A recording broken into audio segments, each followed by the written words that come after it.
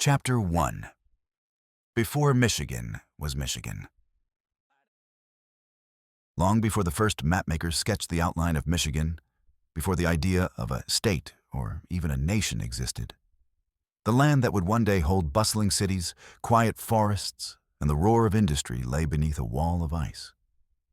A sheet of glacial mass, thicker than mountains and older than memory, pressed down on the earth with a weight so immense it reshaped everything beneath it. If you stood there then, though no human yet had, you would have seen nothing but a chill blue world, a landscape frozen beneath a cold, indifferent sky. Around 20,000 years ago, the Laurentide ice sheet covered nearly all of what is now the Great Lakes region. It carved valleys, flattened hills, and gouged deep scars into the bedrock. But all glaciers, no matter how mighty, eventually retreat. The world warmed, the ice began to melt, rivers burst from its edges, and the land, once crushed under unimaginable pressure, slowly breathed again. This was the beginning, not just of Michigan's story, but of the Great Lakes themselves. As the glacier pulled back, it left behind enormous basins that filled with meltwater, vast inland seas that would become Lake Superior, Lake Michigan, Lake Huron, Lake Erie, and Lake Ontario. The modern shorelines didn't form all at once. They shifted and reshaped for millennia. The earliest lakes were wild and unrecognizable. Some were far larger than the ones we know today, their waters rising and falling as ice dams broke, as land rebounded upward, and as the climate found its balance. But slowly, the outlines that modern Americans can picture, the mitten shape of the lower peninsula and the rugged mass of the upper peninsula, began to emerge. By around 10,000 to 12,000 years ago, the land had transformed from a tundra to a place where hardy vegetation returned. Mammoths roamed the plains, mastodons waded through marshes. Caribou crossed ancient ridges that would one day be buried beneath forests. And somewhere during this era, scientists still debate the exact timing. The first humans walked into the land that would become Michigan. They followed herds. They tracked the meltwater rivers. They discovered flint deposits and copper veins exposed by retreating ice. These early Paleo-Indian hunters were few in number, but they carried with them the beginnings of a human story that would stretch across thousands of years. They did not leave behind written records. Their stories lived through stone tools, spear points, traces of ancient campsites, and the deep memories carried by their descendants. Michigan's earliest peoples were not simply surviving. They were learning the land, its rivers, its seasons, its secrets, and slowly building a relationship with it. Over time, as the climate warmed and megafauna disappeared, new ways of life emerged. Woodland cultures rose, developing pottery, agriculture, and more complex social networks. Communities traded along rivers that flowed like arteries between the Great Lakes. Copper from the Upper Peninsula traveled as far as the Gulf of Mexico. Shells from distant oceans made their way north. Knowledge spread through these connections, shaping identities that would become the foundation of the indigenous nations known today. Among those nations, the Anishinaabe would become central to the future story of Michigan. The term Anishinaabe is often used to describe a broad cultural group that includes the Ojibwe, also called Chippewa, the Odawa, Ottawa, and the Potawatomi. They share a common language family, oral traditions, and spiritual worldview, though each group developed its own distinct customs and roles. Their origins, as they tell it, begin far to the east, along the great salt water of the Atlantic. Their ancestors lived in a time before the Great Lakes had settled into their familiar forms, when the world itself felt in motion. The Anishinaabe migration story begins with a prophecy, a call to travel westward until they found the place where food grows on water. That phrase referred to wild rice, the grain that would become one of the defining features of their homeland. The journey likely took centuries. Generations moved inland a little at a time, settling temporarily, then continuing on.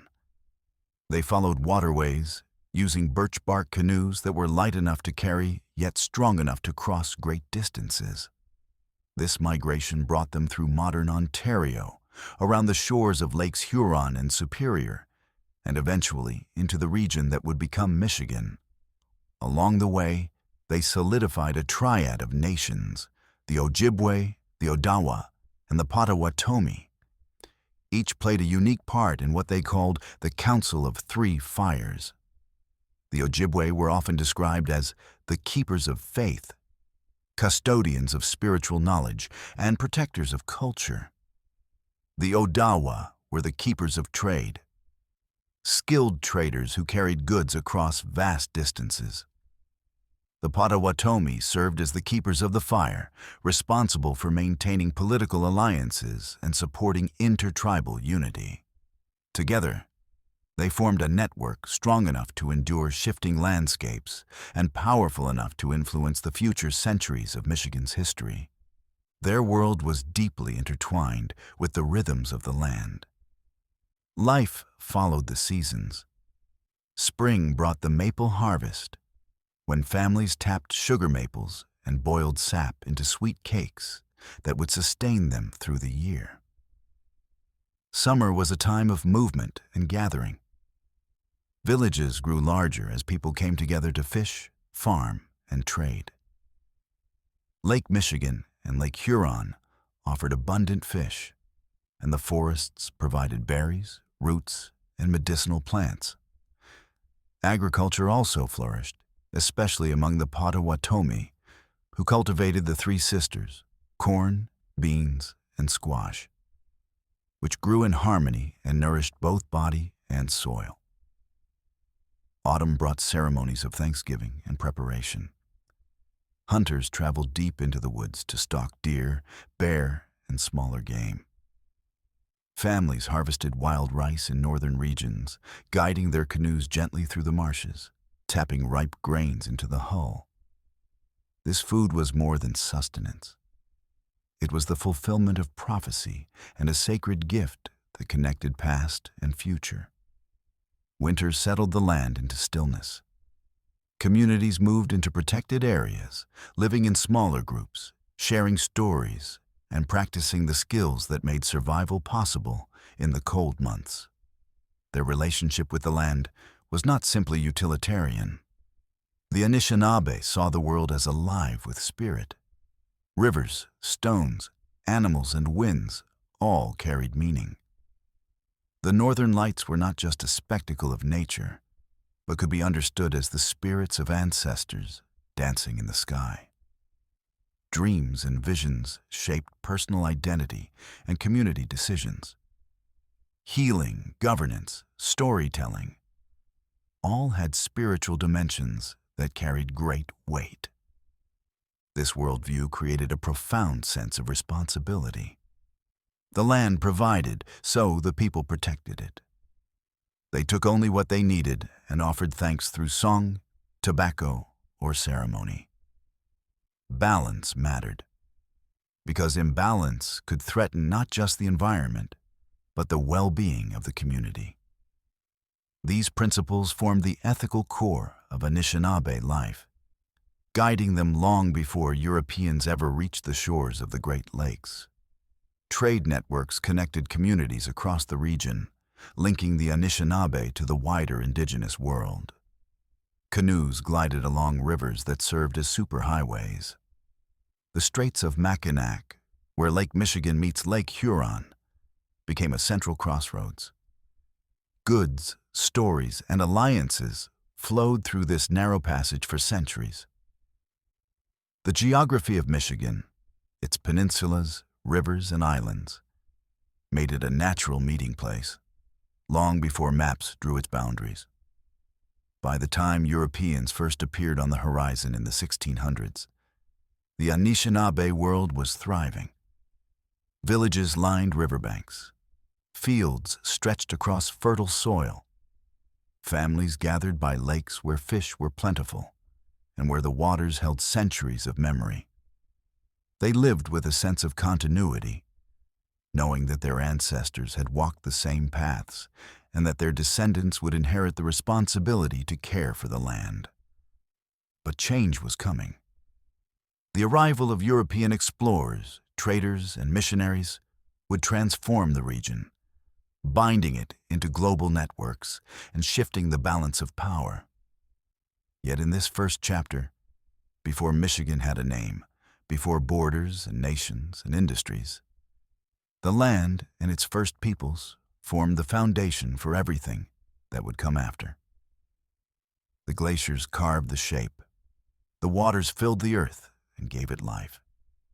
And the Anishinaabe peoples, Ojibwe, Odawa, and Potawatomi, wove stories, traditions, and relationships into this landscape until it became home. Their world was not static. Over generations, they adapted to shifting climates, changing resources, and the movement of peoples. But their connection to the land remained constant. They saw themselves not as owners of the world, but as caretakers. Every river bend, every cedar grove, every sandy shoreline carried meaning. Even today, traces of this deep relationship remain visible throughout Michigan, in place names, in oral histories, and in the cultural resurgence of Native communities.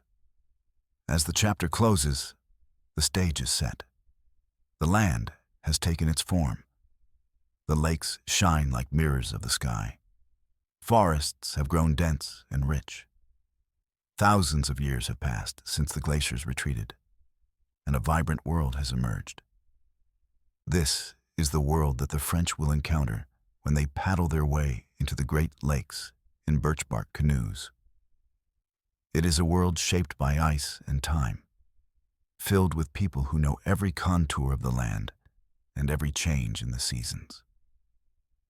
It is the first Michigan, not yet called Michigan, not yet claimed by any empire, but alive with history.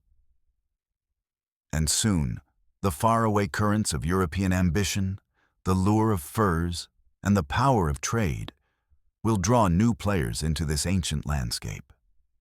Their arrival will begin the next chapter, a chapter of alliances, conflict, discovery, and ambition.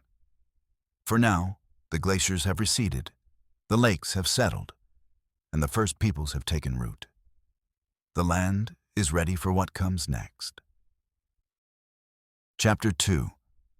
The French arrive.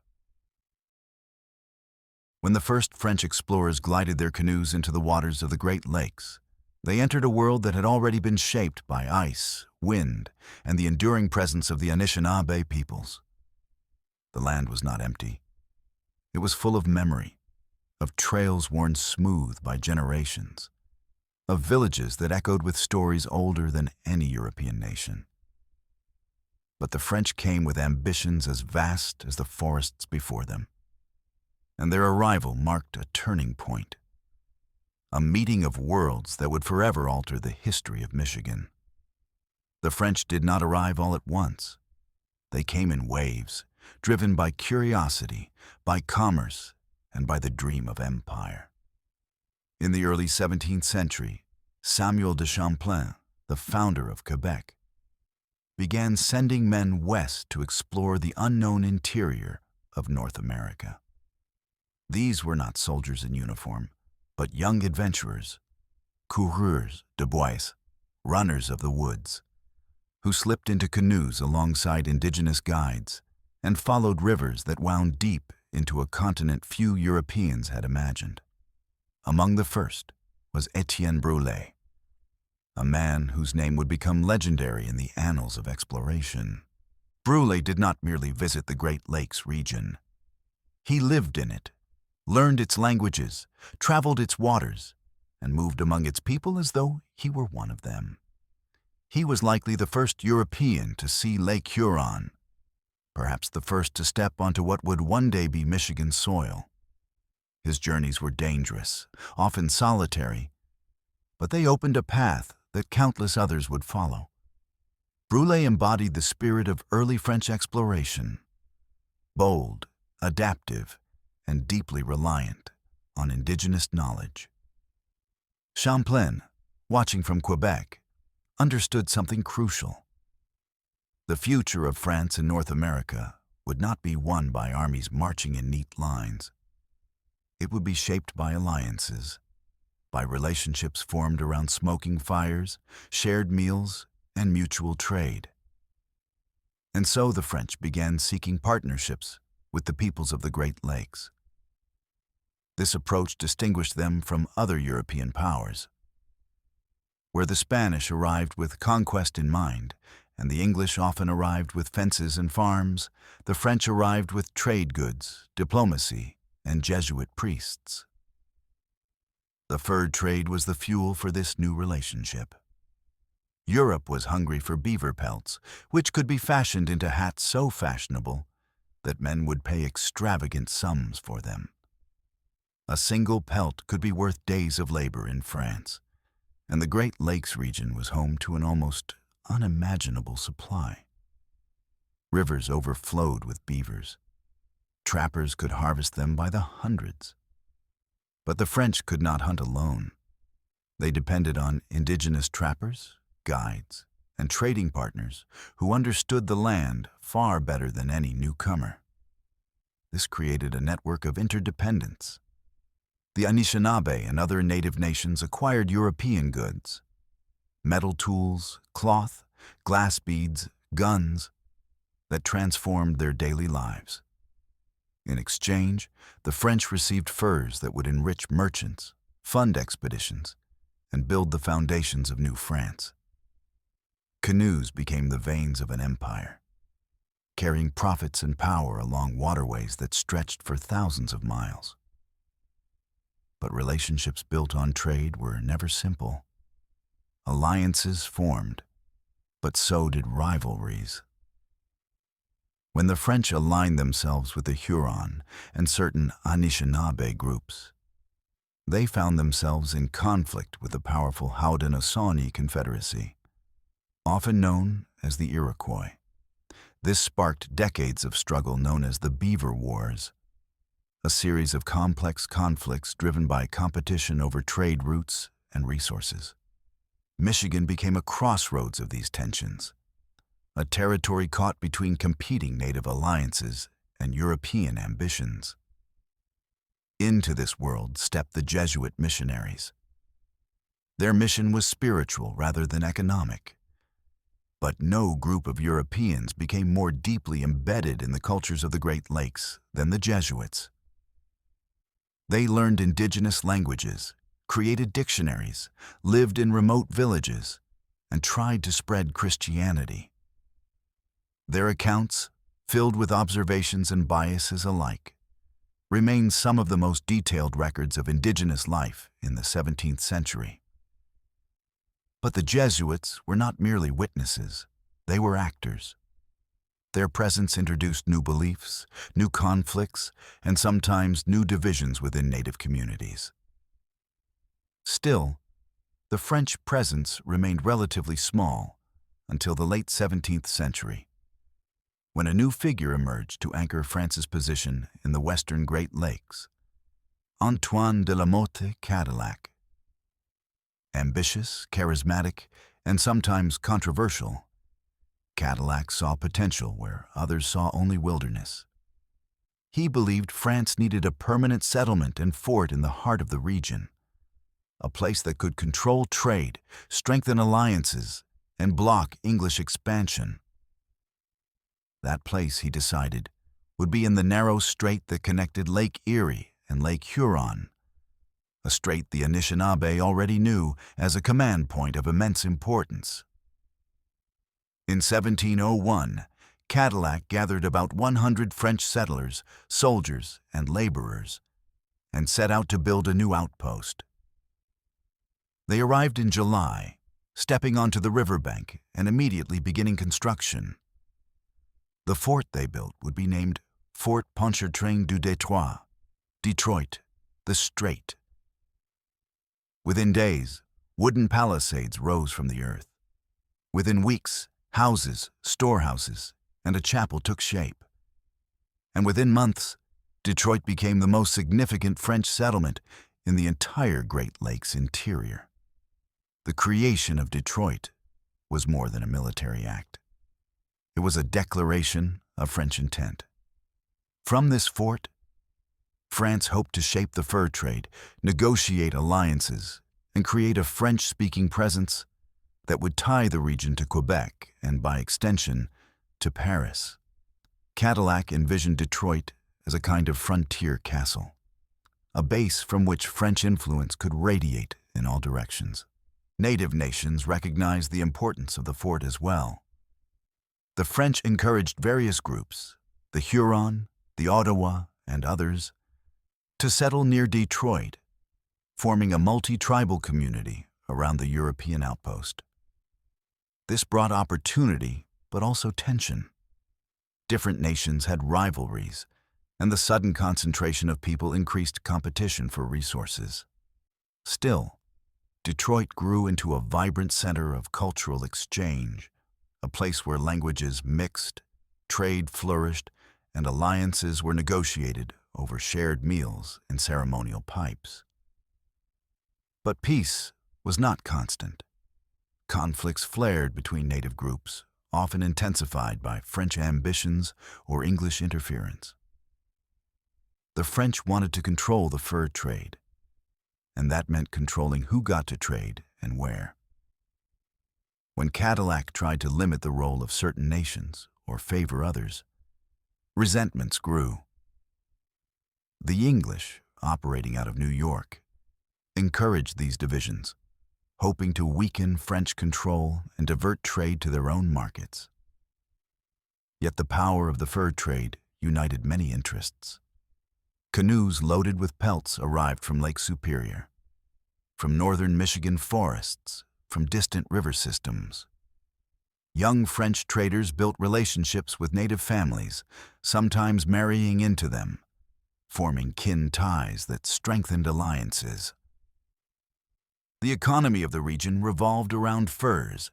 How many were available, who had rights to them, who controlled their transport, and who profited from their sale. Detroit's population slowly increased. It became a place of markets, of councils, of ceremonies. But it was also a place of uncertainty.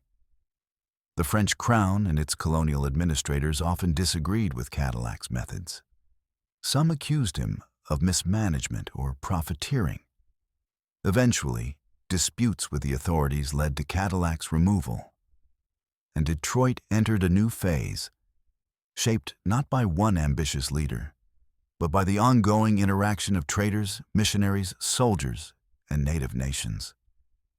Even so, the settlement had taken root. Detroit was now the beating heart of French Michigan, a strategic and economic center that would define much of the region's future. Around it, the French established additional forts at Michilimackinac, at Sault Ste. Marie, and on the St. Joseph River. These posts created a network that tied together the upper and lower peninsulas, linking the copper-rich lands of the north with the fertile territories of the south. Each fort served as a node in the fur trade web, making Michigan one of the most commercially valuable regions in all of New France. As the 18th century progressed, the French presence grew stronger, but so did the pressures upon it. The fur trade that had once seemed limitless began to show signs of strain. Beaver populations declined in some areas due to overtrapping. Rivalry with the English intensified as each empire sought dominance in the interior, and native nations, facing the complexities of European competition, navigated alliances with increasing caution. Still, for several decades, the French maintained their influence through diplomacy, trade partnerships, and a willingness to integrate into native networks. Unlike other European powers, they rarely sought to displace indigenous peoples through large-scale settlement. French villages remained small. Their forts were more like trading hubs than military garrisons.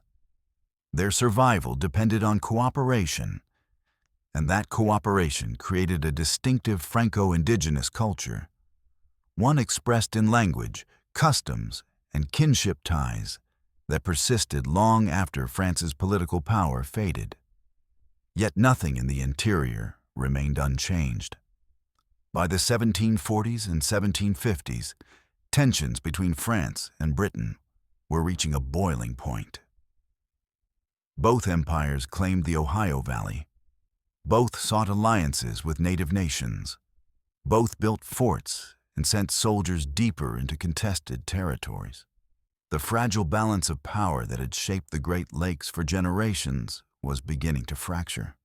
Michigan, once again, stood at a crossroads of history. As we leave this chapter, French flags still fly over Detroit. Canoes still glide across the rivers, and the fur trade still hums with activity. Jesuit missionaries continue their work.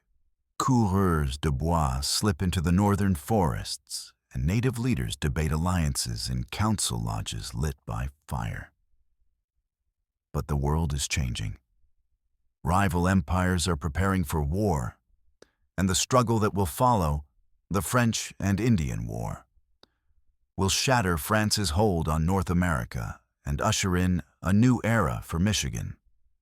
The story now moves toward conflict, toward shifting allegiances, and toward the profound transformation of a land that had already seen so much history. The next chapter begins with a clash of empires, and the moment when Britain steps onto the stage. Chapter 3. Britain takes Michigan. By the mid-18th century, the land that would become Michigan stood at the center of a storm no one living there had started, yet everyone would feel. The French settlements, the native nations, the fur traders paddling through the endless waterways, all found themselves caught in the tightening grip of a rivalry that had started thousands of miles away. France and Britain, two global empires hungry for land, trade, and power, were inching toward a conflict that would reshape North America. The French called it the War of the Conquest. The British called it the French and Indian War. But for the peoples of the Great Lakes, it was a struggle that would tear apart alliances, crush old expectations, and open a door to a new era none of them had asked for. Michigan, with its strategic rivers and rich fur trade, was not the center of the battlefields, but it was one of the prizes. Whoever controlled this crossroads controlled the heart of the continent. By the 1750s, French forts like Detroit, Michilimackinac, and Sault Ste. Marie still marked the landscape, but their future was uncertain. News drifted slowly into the region from the east. Rumors of British victories, French defeats, and burning villages along the frontier. The coureurs de bois whispered of things changing, of a tide turning against France. And the native nations who had partnered with the French for generations watched closely, sensing that the world around them was shifting. The British, with their stronger navy, a larger population, and greater resources, eventually overwhelmed French defenses in the east.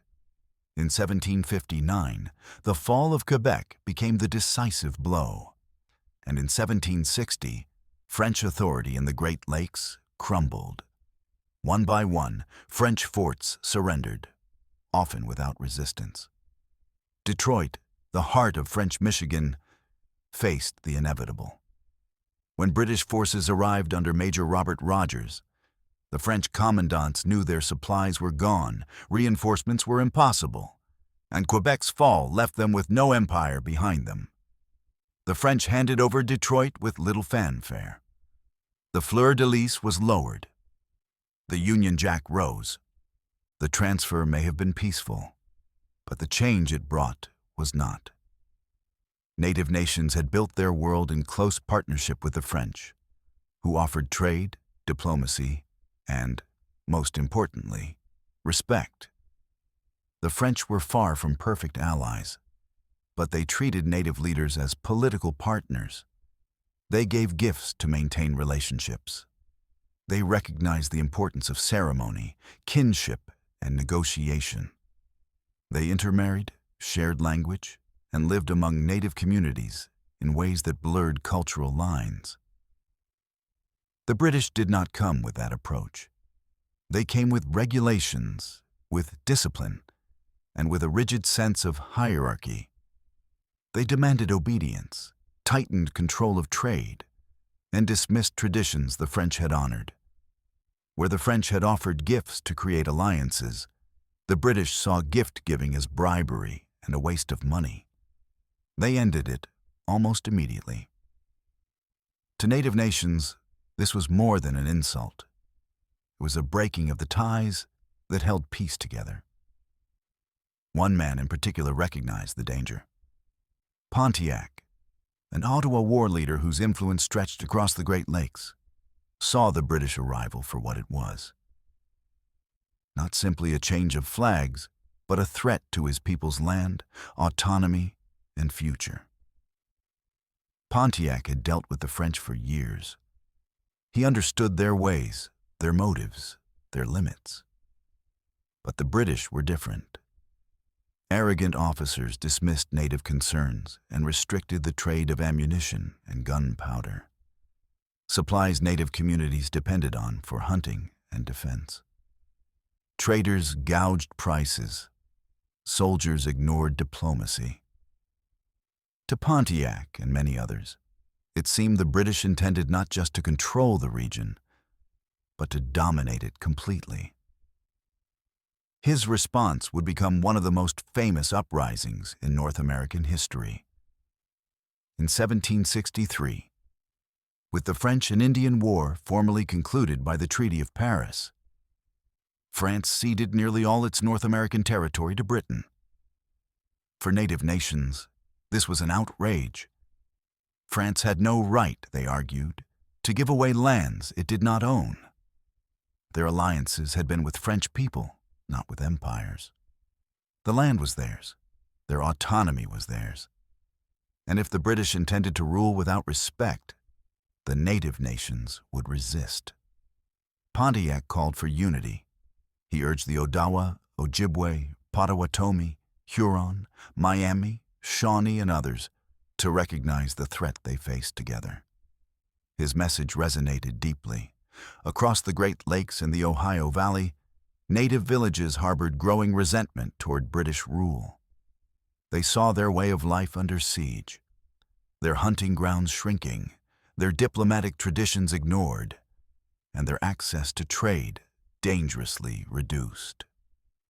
In the spring of 1763, native warriors attacked British forts in a coordinated uprising that shocked the empire. Fort Sandusky fell, Fort St. Joseph fell, Fort Miami, Fort Ouiatenon, Fort Michilimackinac, all fell into native hands through surprise attacks, sieges, or cunning strategies.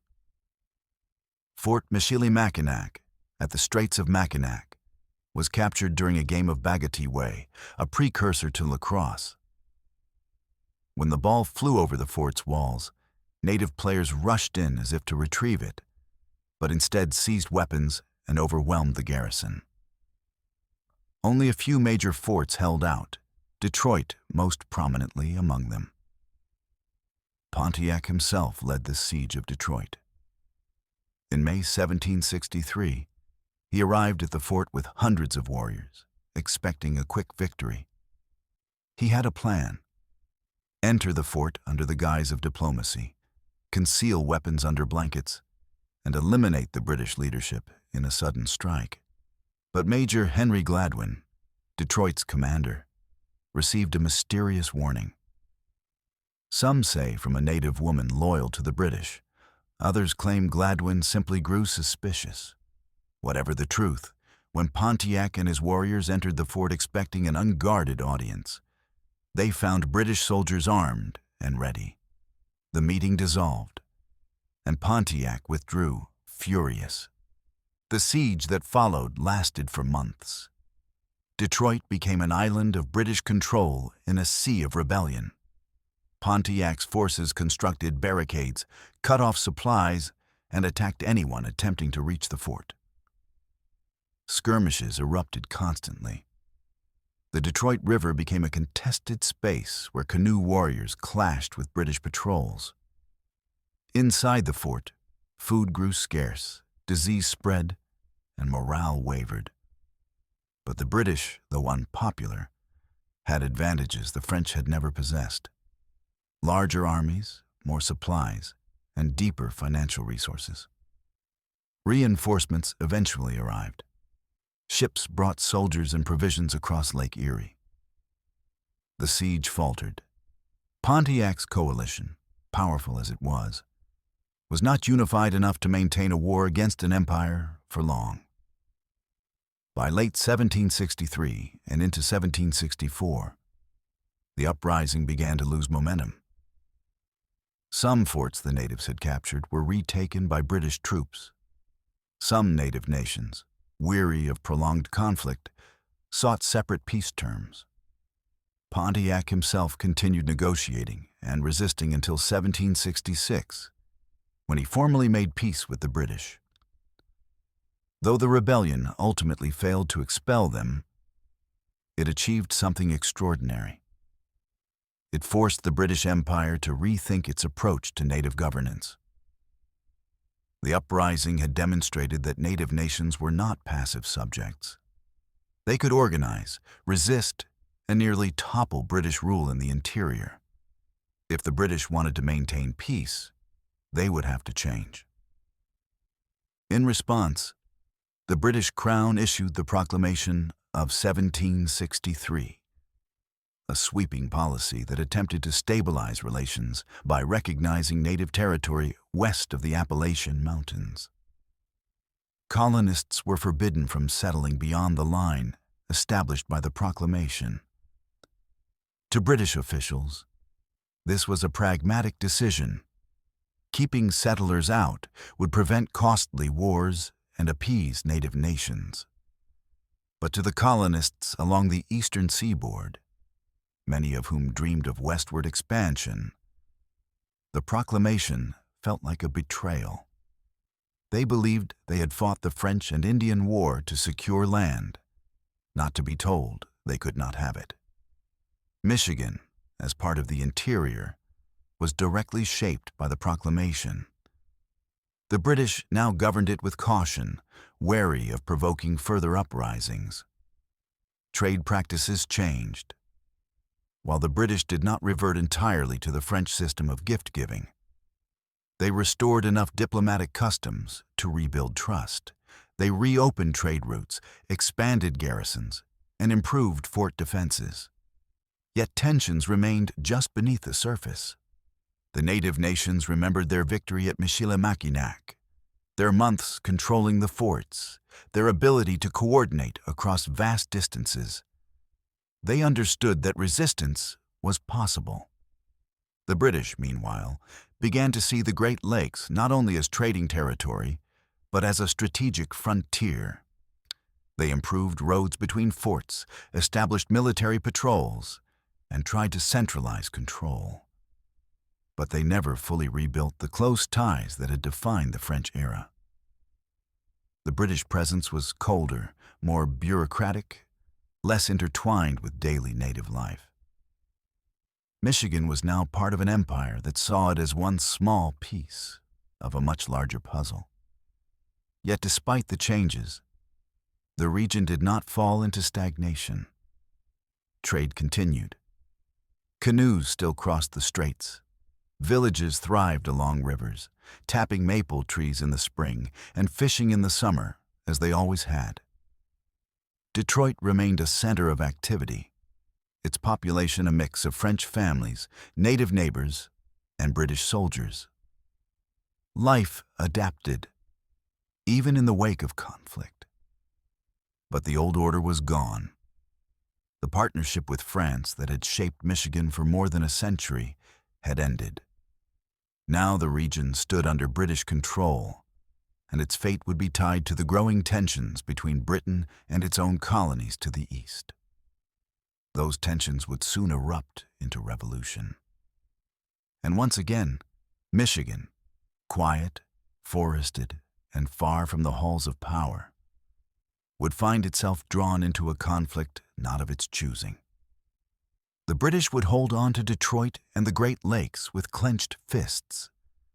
But new ideas were spreading, new alliances forming, and a new nation rising. As we leave this chapter, the echoes of Pontiac's war still linger through the Great Lakes. The British are wary. The native nations are watchful. The French influence remains in the language, in the families, in the memory of a time when alliances felt more familiar. But the winds of revolution are blowing from the east, and soon Michigan will be caught once more between empires, this time between the old world and the birth of a new one. Chapter 4. Revolution on the Horizon. When the first sparks of revolution ignited along the Atlantic coast, Michigan was still a remote frontier outpost, a world away from Boston's cobblestone streets or Philadelphia's crowded taverns. Yet distance did not mean irrelevance. What happened in the eastern colonies would ripple deep into the Great Lakes, stirring old alliances, testing loyalties, and turning Michigan into a vital, though often invisible, stage of the American Revolution. The forts that rose along its waterways, the native nations who navigated a tightening storm, and the ambitions of two competing empires all collided in ways that would leave a decades-long imprint on the region. The story begins where the last chapter ended. The British firmly in control. After Pontiac's uprising, the British had learned that ruling the interior required caution. They restored certain diplomatic traditions, reopened trade, and attempted to balance their needs with those of native nations. Yet mistrust lingered. Native leaders did not forget the siege of Detroit or the arrogance of British officers who believed the Great Lakes could be governed like a London district. Still, British forts, Detroit, Michilimackinac, and others, remained standing, symbols of a power that had driven out the French and meant to stay. Then came the rising tension between Britain and its own colonies. Most people living in Michigan at the time, French farmers, native families, fur traders, had no ties to the 13 colonies. They did not think of themselves as Americans or British subjects fighting for liberty. The revolution was not their quarrel. Yet, as the eastern colonies rebelled over taxes, trade restrictions, and representation, the British knew that control of the frontier would be essential. Whoever commanded the Great Lakes controlled vital supply lines, native alliances, and access to the interior. And so, even though muskets did not fire in Michigan's fields, the region became a chessboard where every fort, canoe route, and diplomatic meeting mattered. Detroit, in particular, became the heartbeat of British strategy. It was their western stronghold, a distribution center for trade goods, weapons, and intelligence.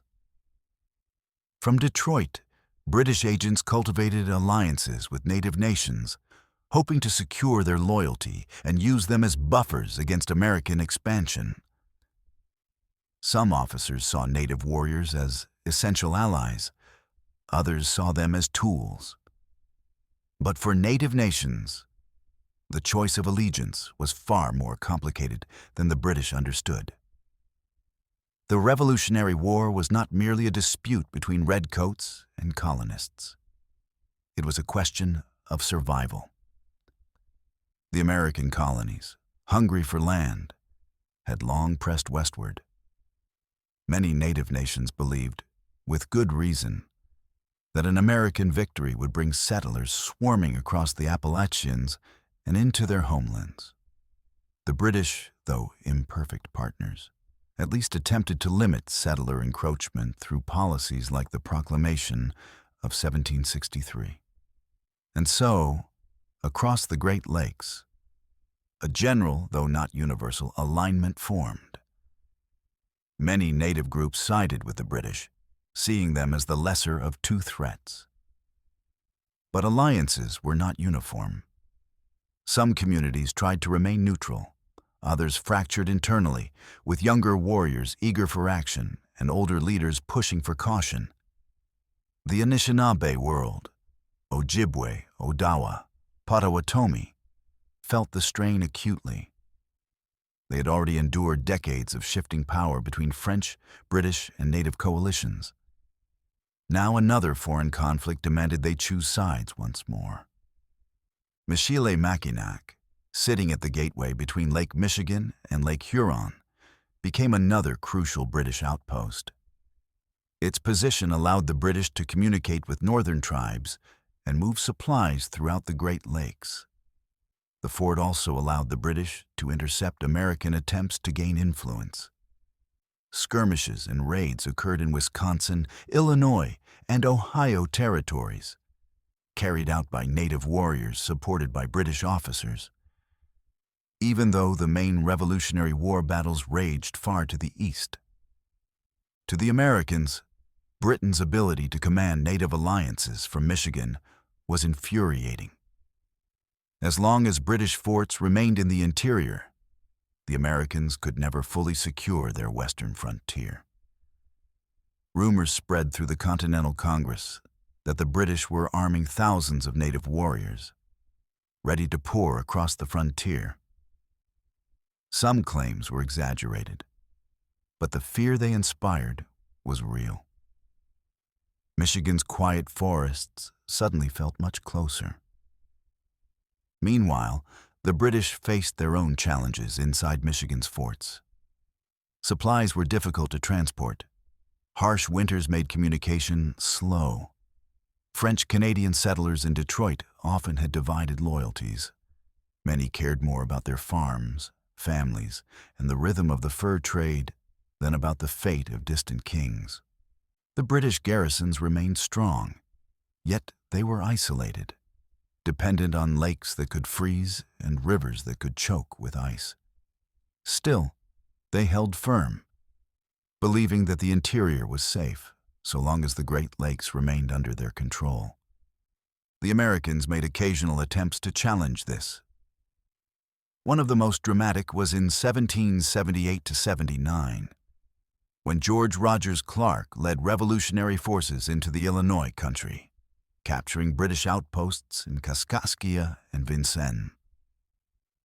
Though far from Michigan, these victories alarmed British commanders at Detroit. If Clark could push that far west, could he not also strike north? Detroit seemed, for a moment, vulnerable. The British strengthened defenses, increased native alliances, and braced for an attack that never came. Clark's dream of capturing Detroit faded due to lack of supplies, manpower, and the sheer difficulty of the terrain. Yet the moment revealed a truth. The interior was not as secure as the British claimed. Still, throughout the war, Detroit remained in British hands. Michilimackinac remained in British hands. The Americans, focused on the eastern seaboard, simply did not have the resources to force a confrontation in the remote interior. As the colonies battled for independence in the east, Michigan's forts continued operating as the silent engine of British frontier strategy, arming allies, monitoring American movements, and supporting raids that kept the frontier volatile. Then, in 1783, everything changed again. The Treaty of Paris officially ended the American Revolutionary War, and its terms redrew the map of North America. Britain recognized the independence of the United States. The new American borders stretched all the way to the Mississippi River, encompassing the entire Northwest Territory, including modern Michigan. On paper, the Great Lakes forts were now American property. But the reality on the ground was entirely different. British officers in Detroit and Michilimackinac did not simply pack their belongings and leave. In fact, they refused to withdraw. They argued that the Americans had violated treaty terms by failing to compensate loyalists and by obstructing British merchants. Privately, they also knew that abandoning the forts would mean losing influence over native nations and handing control of the fur trade to the Americans. So the British stayed, insisting they would remain until the Americans honored all treaty provisions. The Americans, meanwhile, insisted the forts were rightfully theirs. They sent envoys demanding evacuation. They accused the British of stirring up native resistance to American settlement. They saw every British flag still flying in the Great Lakes as an insult to their newly won independence. Caught between these imperial arguments were the native nations, who had never been consulted about the Treaty of Paris in the first place. Their lands had been traded between empires without a single voice representing them at the negotiation table. The treaty treated them as footnotes, as obstacles, or as strategic considerations, but never as sovereign peoples. Many native communities felt betrayed by the British, who had promised to protect their lands, only to give them away on paper. Yet they also feared the Americans, whose hunger for Western land seemed unstoppable. This left Michigan suspended in a strange limbo. The British were still there. The Americans claimed authority but lacked control. Native nations possessed real power but no international recognition. Everyone expected change, but no one knew when or how it would come. Traders continued to move furs across lakes. Canoes still glided along rivers. But the political ground beneath them was shifting. In Detroit, British commanders fortified their position, strengthened alliances, and acted as though the war had never ended. American settlers, desperate for land, pushed toward the Ohio frontier, provoking new conflicts with native warriors who saw American expansion as a threat to their very existence. The British encouraged native resistance, not openly but subtly, through trade goods and quiet encouragement, hoping to create a buffer zone between Canada and the United States. For nearly 13 years after the Treaty of Paris, the British remained in Michigan. Their occupation frustrated American leaders and fed rising tensions that would eventually contribute to the War of 1812. It also created an atmosphere of uncertainty across the Great Lakes. Who actually controlled the region? Who had the right to speak for its people? And what future awaited the land that had already passed through the hands of 3 empires? That question lingered in every council meeting, every trading post, every fort whose flags flew over contested territory. The Revolution had ended, but the struggle for Michigan was far from over. The next chapters of the region's story would involve new territories, new migrations, and new wars. Proof that Michigan, though distant from the Revolution's battlefields, was never far from the heart of North America's destiny. And soon, with American independence taking hold and pressure mounting on Britain to withdraw, Michigan would enter yet another transformation, this time into a frontier of a young nation eager to expand westward, no matter the cost. Chapter 5: The Northwest Territory and the Fight for the Frontier. For 13 uneasy years after the American Revolution, Michigan existed in a kind of suspended reality. On paper, it belonged to the United States. In practice, it remained firmly under British control. American officials fumed. Native nations maneuvered carefully. British officers continued to command forts, support trade, and encourage resistance to American expansion. But in 1796, through diplomatic pressure and the terms of the Jay Treaty, the British finally agreed to withdraw from Detroit and other Great Lakes posts. For the first time, the United States had the opportunity to govern Michigan, though governing it would be far more complicated than claiming it. The transfer of the forts did not magically erase decades of alliances, conflicts, and competing visions for the region. The Americans arrived with their own expectations, new laws, new land systems, and a new desire to push settlement westward. They saw the Great Lakes not as contested territory, but as the future of a nation still imagining its shape. Michigan, along with Ohio, Indiana, Illinois, and Wisconsin, now formed part of the Northwest Territory, a vast region the new nation intended to carve into orderly states. Yet to many native nations, the Northwest Territory was still home, and its future was theirs to decide.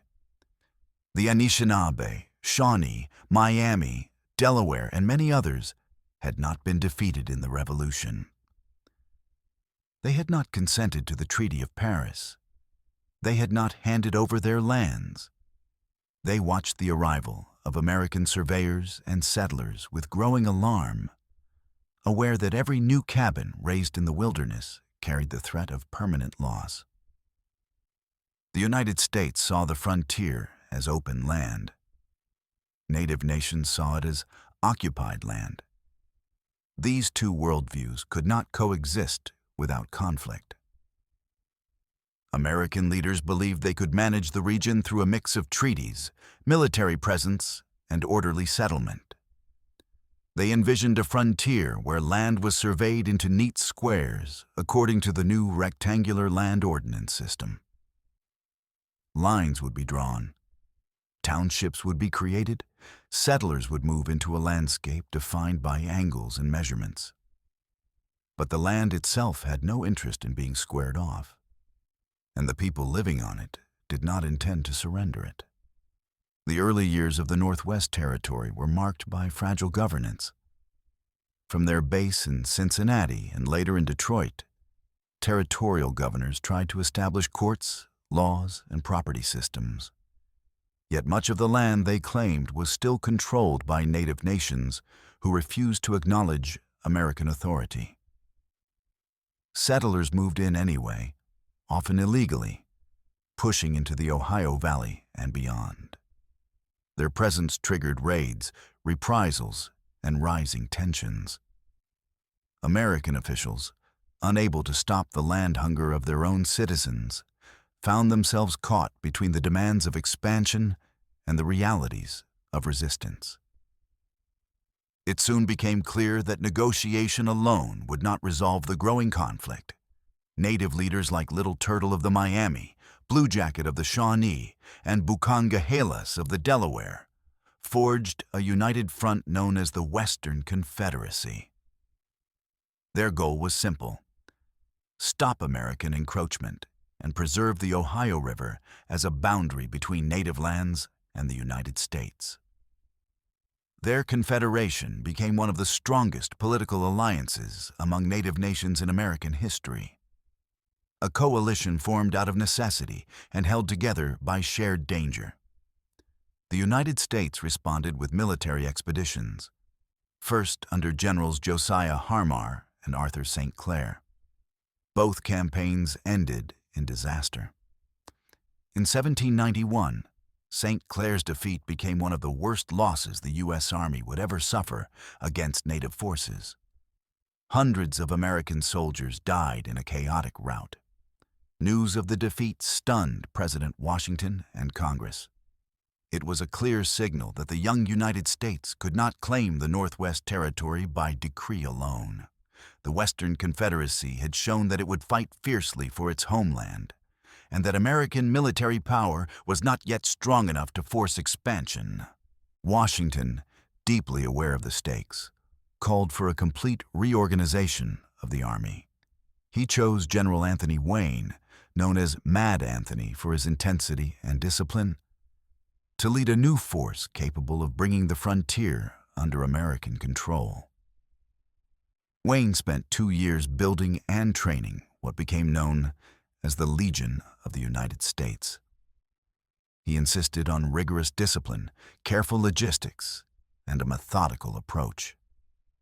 Unlike his predecessors, Wayne refused to rush west blindly.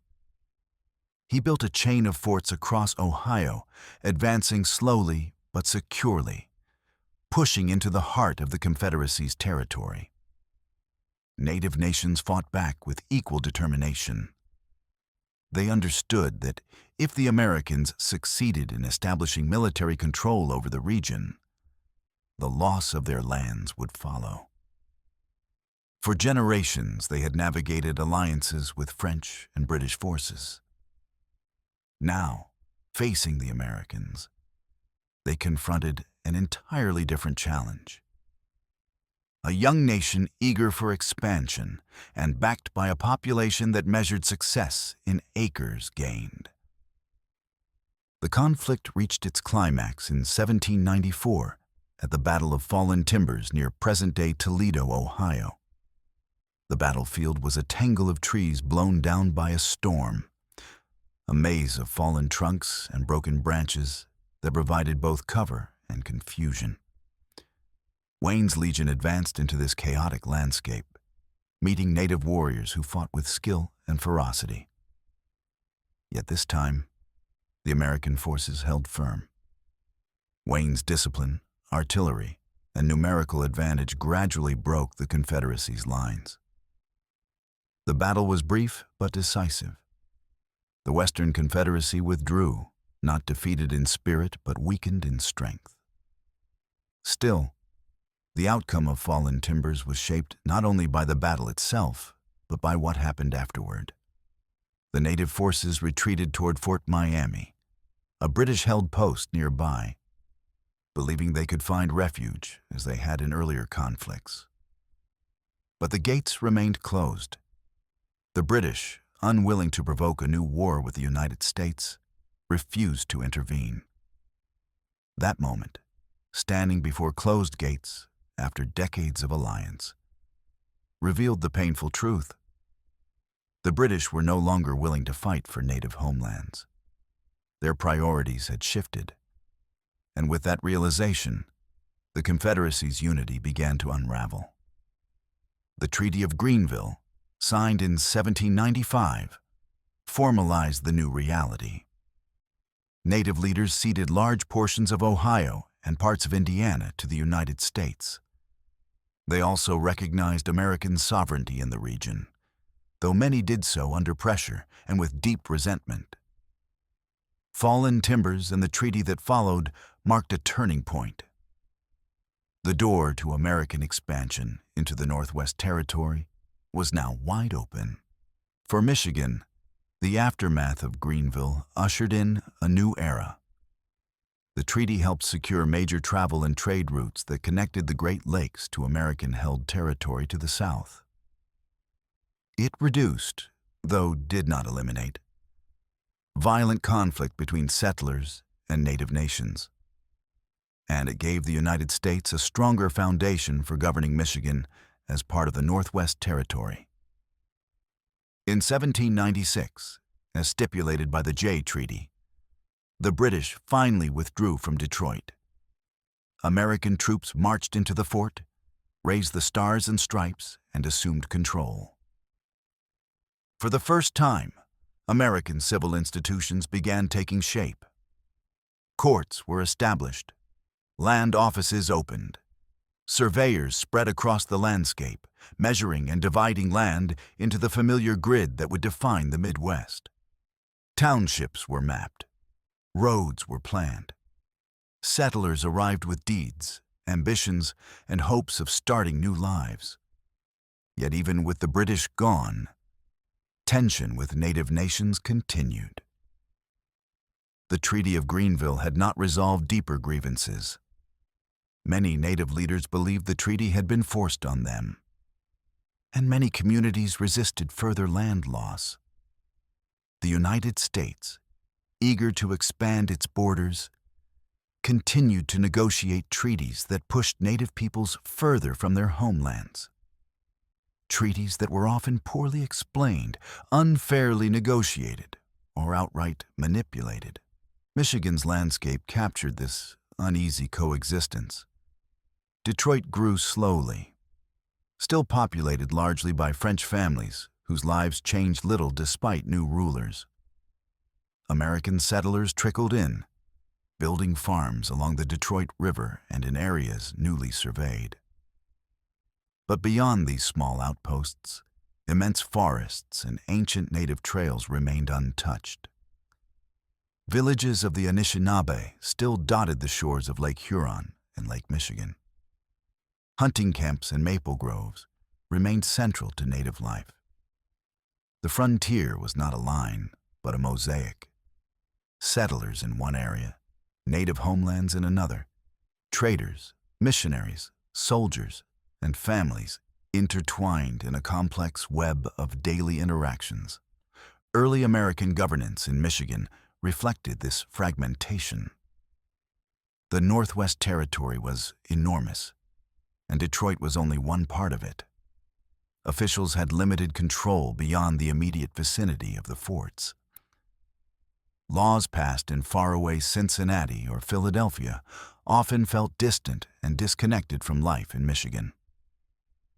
Yet even in these early years, a sense of American identity slowly grew.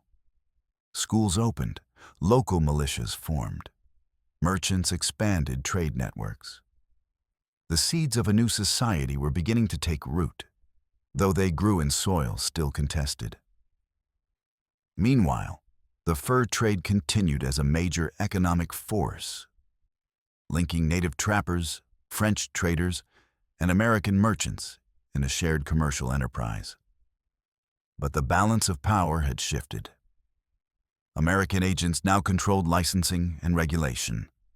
British influence, while still present in Upper Canada, diminished, and the fur trade itself began to decline as beaver populations thinned and economic forces shifted.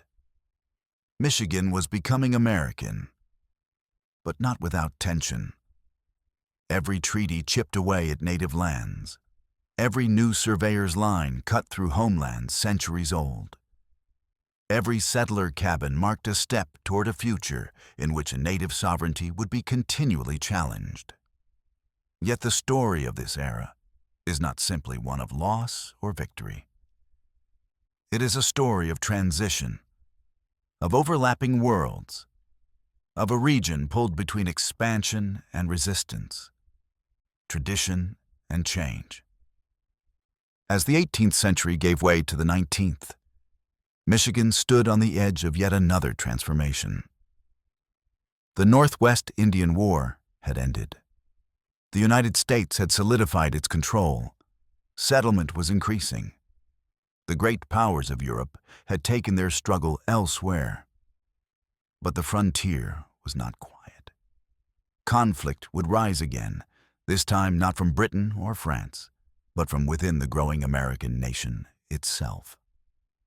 And soon, Michigan would find itself caught in another war, another shift in power, and another defining moment in its journey toward statehood. Chapter 6. Becoming a Territory. By the early 1800s, Michigan hovered in a strange space between promise and hardship. The Northwest Indian War had ended, the British had finally withdrawn, and the United States now held uncontested legal claim to the region. Yet Michigan was still a frontier outpost, remote, underdeveloped, and overshadowed by the more established settlements along the Atlantic coast and the rapidly growing towns of Ohio. Its forests were immense, its roads were few, its population was sparse. But the idea of Michigan was beginning to take shape, and in 1805 that idea became official. Michigan was established as its own U.S. territory, with Detroit as its capital. Detroit in 1805 was a small place, barely more than a village. Yet it carried an outsized importance. The town's narrow streets still followed the French ribbon farm pattern, long strips of land stretching back from the river. French families dominated its culture.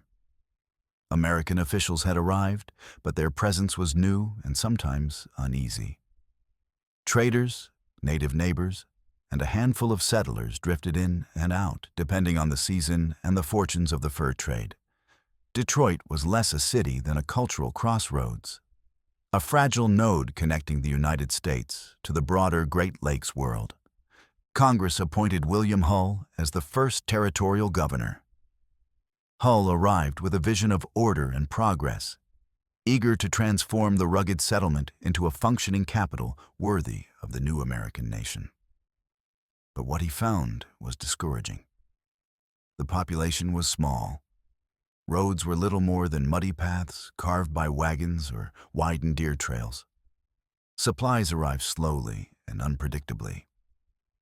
The nearest major American city, Pittsburgh, felt impossibly distant.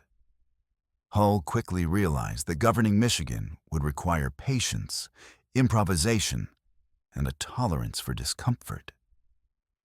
Yet before Hull could even begin to implement his plans, disaster struck. On June 11, 1805, a spark, no one is certain from where, ignited a fire that swept through Detroit with terrifying speed.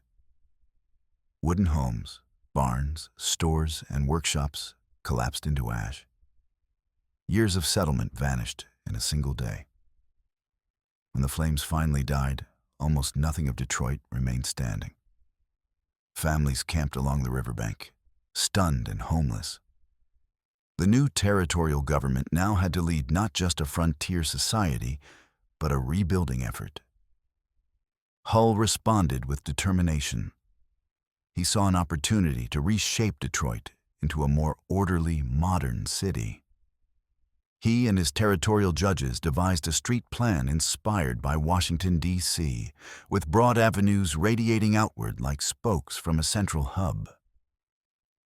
It was grand in design, even if the resources needed to implement it were scarce. Still, the idea symbolized the aspirations of the new territory. Michigan might have begun as a scattered frontier, but its leaders imagined a future of structured growth and civic pride. Rebuilding, however, was slow. Lumber had to be cut, transported, and shaped. Winter came early and lingered late. Disease, especially malaria, spread easily in the marshy lands surrounding Detroit. Settlers often fell ill, and medical care was rudimentary at best. Hull himself struggled to maintain morale as families considered abandoning the territory altogether. Yet despite the hardships, the community rebuilt its homes, its stores, and eventually its public buildings. Detroit rose again, albeit in modest form. Beyond the capital, the territory faced even greater challenges. Most of Michigan remained a dense wilderness. Settlers arriving from the east expected farmland. But clearing trees was exhausting work. Many brought axes but underestimated the effort required to turn forest into field. Travel between settlements was nearly impossible during rainy seasons, when roads turned to deep mud, and even during dry months. Wagon wheels snapped on roots and stones. Supplies ran out frequently. Letters from the east took weeks, sometimes months, to arrive. Hull believed that the future of Michigan depended on building infrastructure, especially roads. Without roads, settlers could not farm, merchants could not trade, and the territory could not attract new residents. One of the earliest projects was a military road connecting Detroit to Ohio. Though it was crude and often washed out, it symbolized progress. Every mile built made Michigan feel a little less isolated. Yet the pace of construction was painfully slow, and funding was inconsistent. Congress had grand ambitions for Western expansion, but appropriating money for a remote territory squeezed between forests and lakes was rarely a priority. Still, settlers trickled in. Some came for the promise of land. Others arrived seeking opportunity unavailable in crowded eastern cities. Many were veterans of the Revolutionary War who had received land grants as payment. They brought families, livestock, seeds, and hopes for a better future. They also brought expectations of government protection, of surveyed land plots, of legal stability. Meeting those expectations was another challenge Hull struggled to address. The territorial government operated with limited resources and limited authority. Hull and his judges acted as both legislators and administrators, writing laws and enforcing them with few checks or balances. The system worked well enough in emergencies, but created long-term tension. Settlers wanted more democratic participation. French residents, long accustomed to their own community customs, resented abrupt changes. Native nations worried about increasing American presence. Disputes flared frequently over land titles, boundaries, and debt. It was a fragile order, held together largely by habit and necessity. Native nations continued to live throughout Michigan, especially in the northern regions and along the lakes. Their relationship with the territorial government was complex. Many Anishinaabe communities had long-standing ties with French families. They traded with Detroit merchants, harvested maple sugar, fished, and lived in villages that predated the United States by centuries. Yet they watched American settlement slowly increase. And each new road or surveyed township signaled that the pressure on their lands was tightening. Hull attempted diplomacy. Treaties were negotiated, though often under unequal conditions and with terms that favored American interests. Native leaders understood the dangers of ceding land, but some also sought to preserve peace or secure annuities their communities needed. These treaties created a patchwork of land claims, some American, some native, which further complicated settlement and governance. The territory was a mosaic of competing sovereignties, each trying to navigate an uncertain future. Disease remained one of the greatest threats to development. Malaria, often called the ague, swept through the region during summer months, causing fever, chills, and debilitating weakness. The stagnant waters of the Detroit River and the surrounding marshes made perfect breeding grounds for mosquitoes. Settlers sometimes convinced themselves the illness came from bad air, rising from swamps, unaware of the true cause. Entire families were bedridden during peak seasons, infections lingered for months, and many settlers simply gave up and returned east. Until drainage improvements and road construction began decades later, Michigan struggled under the weight of recurring sickness. Despite the challenges, progress continued, slow and uneven, but persistent. Schools opened in Detroit. Merchants rebuilt economic networks. The fur trade still played a major role, though American influence now dominated instead of French or British traders. A handful of small villages formed outside the capital: Monroe, Mackinac, Sault Ste. Marie. But population growth remained modest.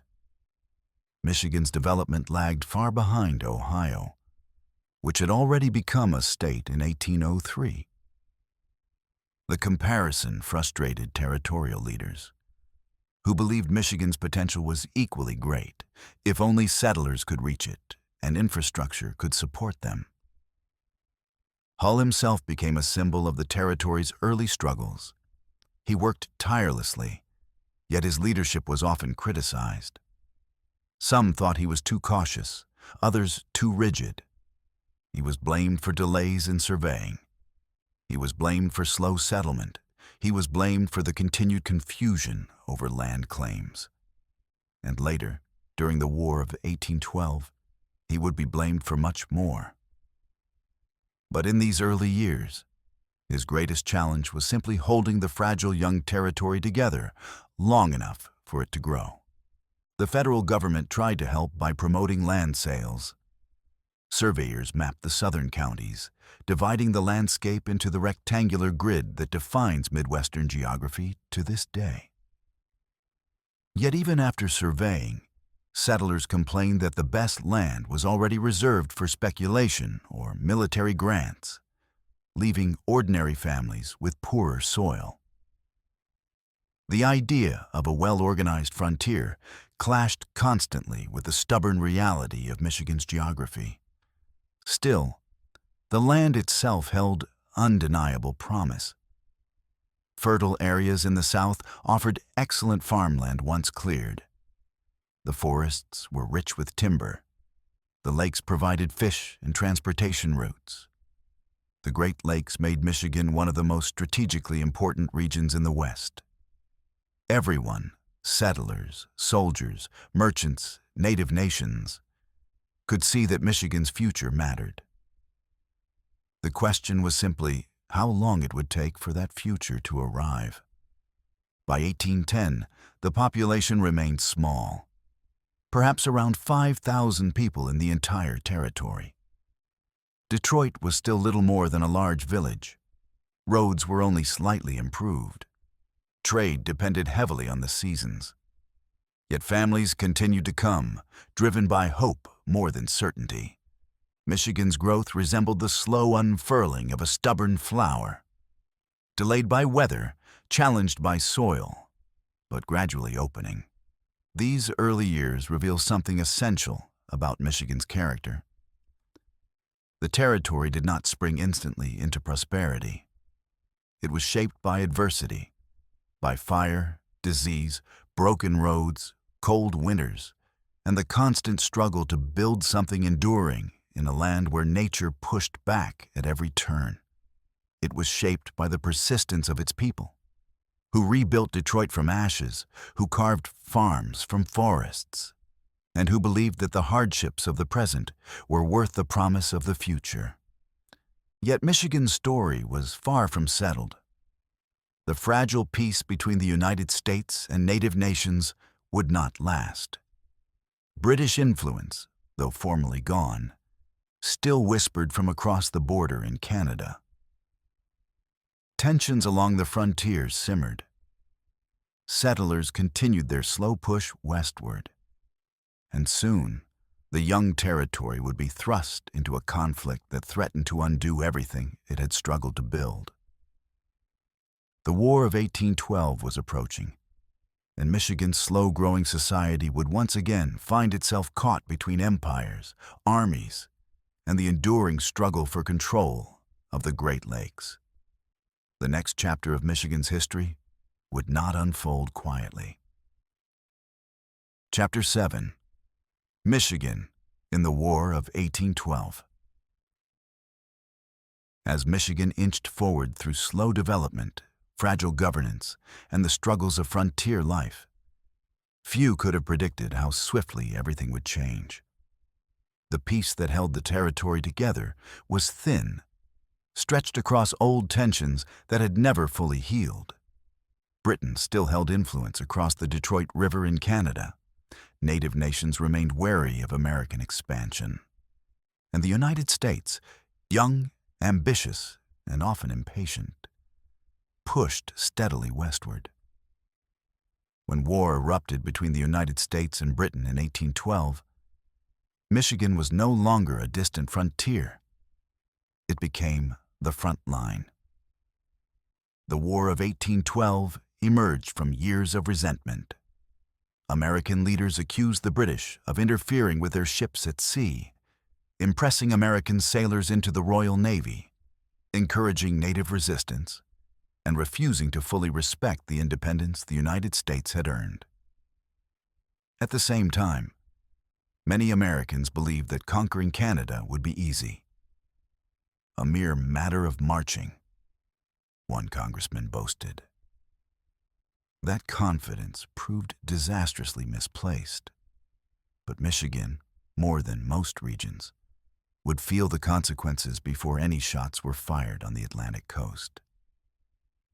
Governor William Hull, whose leadership had shaped Michigan's early territorial years, became the man responsible for defending the frontier. In 1812, President James Madison appointed Hull a brigadier general and ordered him to take command of American forces in the Northwest. Hull traveled from Ohio to Detroit, leading poorly trained militia units through dense forests and muddy paths. By the time he arrived, tensions were high. The British controlled Fort Malden just across the river in Amherstburg, and native warriors loyal to the British gathered beneath the leadership of the Shawnee chief Tecumseh, a formidable and charismatic figure whose influence reached across tribes and territories. Tecumseh had spent years building a confederacy aimed at resisting American expansion. He and his brother Tenskwatawa, known as the Prophet, believed that native nations must unite or perish. Their message resonated among the Shawnee, the Potawatomi, the Wyandot, the Ottawa, and others who saw their lands shrinking and their autonomy threatened. To Tecumseh, the war between Britain and the United States was not simply an imperial conflict. It was an opportunity to stop the American push westward and protect the native world that had endured for generations. Hull, meanwhile, faced a difficult situation.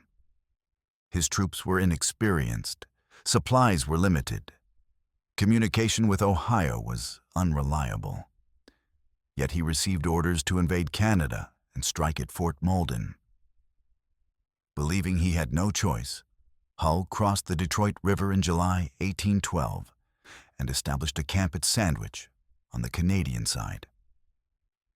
His plan was simple: intimidate the British, rally support from Canadian civilians, and force Fort Malden to surrender.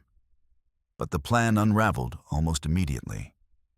Canadian residents rejected American appeals and remained loyal to Britain. British forces, commanded by Colonel Henry Proctor, reinforced Fort Malden. Tecumseh's warriors moved swiftly through the forests, cutting supply lines and ambushing American patrols.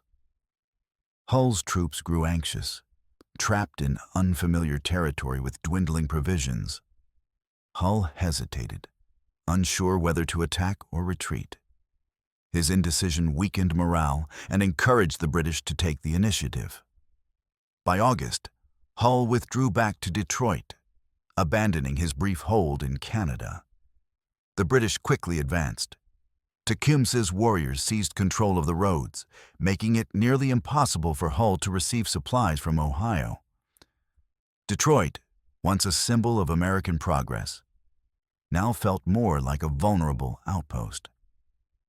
The British, supported by Tecumseh's Confederacy, crossed the river and prepared to strike.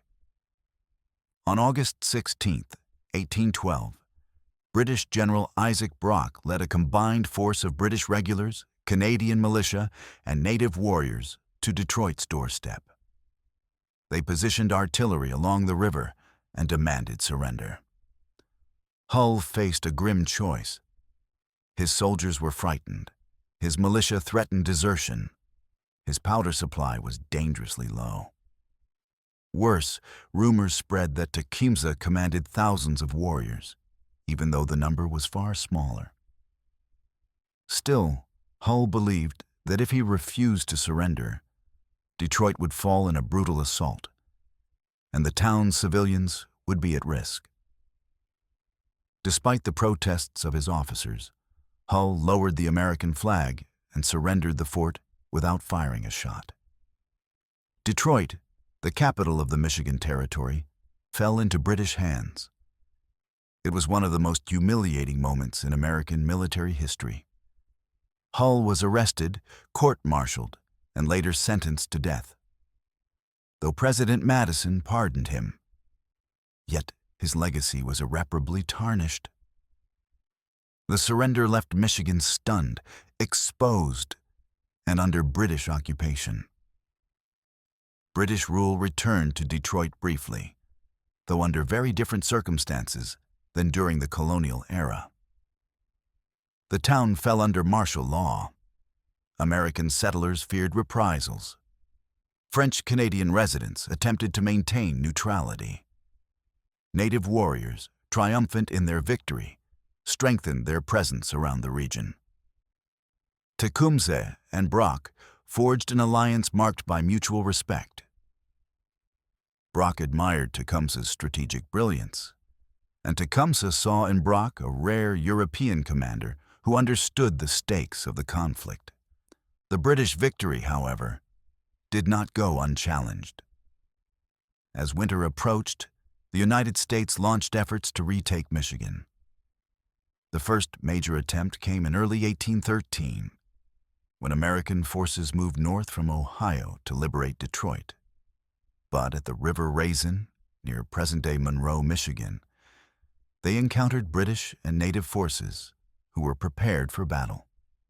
The fighting at Frenchtown, as it was then known, unfolded over several days in January. On January 18th, American troops scored an initial victory, pushing back a smaller British force. But their success was short-lived. Reinforcements arrived for the British, including Tecumseh's warriors, and on January 22nd they launched a devastating counterattack. The American lines collapsed under the combined assault. Many soldiers fled. Others fought desperately until overwhelmed. The aftermath became infamous.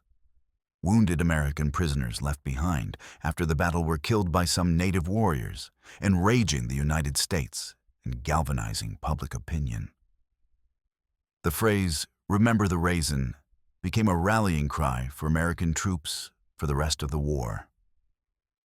For Michigan, the Battle of Frenchtown was a tragedy that revealed both the brutality of frontier warfare and the omnipresent fear of conflict spilling into civilian life. Still, the United States refused to cede the region. Throughout 1813, American forces under the command of General William Henry Harrison pushed northward. Harrison, a veteran frontier officer, understood the importance of controlling the Great Lakes. With Detroit still under British occupation, the Americans focused on gaining naval supremacy. That moment came in September 1813, when Commodore Oliver Hazard Perry famously defeated the British fleet in the Battle of Lake Erie. His message to Harrison, "We have met the enemy and they are ours," changed the course of the war in the Northwest. Perry's victory forced the British to abandon Detroit. Proctor and Tecumseh retreated northward into Canada, pursued by Harrison's army. The Americans reoccupied Detroit in September 1813, raising the flag once more. The town, shaken but hopeful, embraced the return of American control. But the conflict was far from over. Harrison pursued the British and Tecumseh's Confederacy deep into Ontario, determined to end the threat permanently. The final confrontation came on October 5, 1813, at the Battle of the Thames near Moraviantown. Proctor's forces, exhausted and demoralized, formed a weak defensive line along the river. Tecumseh's warriors stood beside them, ready to fight despite dwindling numbers. The battle was fierce but brief. Harrison's mounted troops broke through the British line, scattering their ranks. Tecumseh's warriors fought on, refusing to retreat, but they were overwhelmed. Tecumseh himself fell in battle, his death marking the end of his confederacy and the collapse of large-scale native resistance in the region. With Tecumseh gone and the British retreating deeper into Canada, the war in Michigan effectively ended. Detroit, once surrendered in fear, now stood securely in American hands. The Michigan Territory, which had nearly been lost, remained intact. The War of 1812 had left scars, burned farms, displaced families, shattered alliances. But it had also reshaped the region's political landscape. For the United States, victory in the Northwest secured its claims to the Great Lakes frontier. British influence faded. Native resistance, though still present, fragmented without Tecumseh's leadership. American settlement resumed, now with less fear of British-supported attacks. Roads extended further. New towns took root. Immigration into Michigan increased slowly but steadily. Perhaps most importantly, the war changed how Americans perceived Michigan. Before 1812, it was a remote territory, a frontier that seemed perpetually stalled, overshadowed by Ohio and Indiana. After the war, Michigan became strategically important, a gateway to the upper Great Lakes, a region whose loyalty had been tested and proven. The bravery of Michigan's militia, the tragedies of the River Raisin, and the liberation of Detroit all became part of a shared narrative that bound the territory more tightly to the nation. The path toward statehood, though still decades away, began to accelerate. With the frontier more secure, families felt safer moving north. Land surveys expanded. Detroit slowly transformed from a vulnerable outpost into a true American town. The war had pushed Michigan to the brink of collapse, but it also cleared the obstacles that had hindered its growth. As the guns fell silent and the treaties were signed, Michigan emerged from the War of 1812 forever changed. The lives lost, the cities burned, the alliances broken, all had shaped a territory now poised for a new era of expansion. The forested frontier, once defined by uncertainty and conflict, would soon face another challenge: the pressure of rapid settlement, political reorganization, and the growing ambition of a nation expanding west.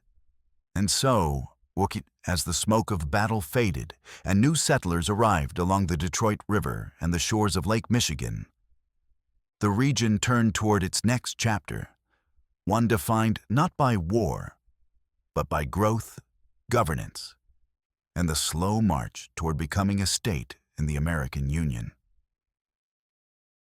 Chapter 8. The Road to Statehood. When the War of 1812 ended and the cannons fell silent, Michigan found itself standing at the threshold of change. The smoke had cleared, British influence had retreated across the river, and Tecumseh's Great Confederacy, once a powerful force capable of resisting American expansion, was gone. In the uneasy calm that followed, something new began to take shape. Michigan, no longer a fragile frontier constantly threatened by invasion, suddenly appeared full of possibility. The land felt open, fertile, untouched. For many Americans looking westward, it seemed as if the future lay somewhere beyond the dense forests and winding rivers of this northern territory. And so the settlers came. At first, they arrived slowly. Families from New York, Pennsylvania, and New England, navigating muddy paths, fording rivers, and dragging wagons through forests so thick the sun barely reached the ground. But after 1815, the trickle became a stream, and soon the stream became a flood. Roads improved, especially the great territorial road stretching west from Detroit. Land offices opened, surveyors carved the wilderness into neat, rectangular parcels. By the 1820s and 1830s, thousands of settlers were pouring into Michigan each year. Some were farmers seeking fertile soil. Others were craftsmen, merchants, and millers hoping to build towns. Many were simply dreamers who believed the territory offered a chance to start over. The growth transformed Michigan. Detroit grew from a burned-out shell into a bustling center of commerce.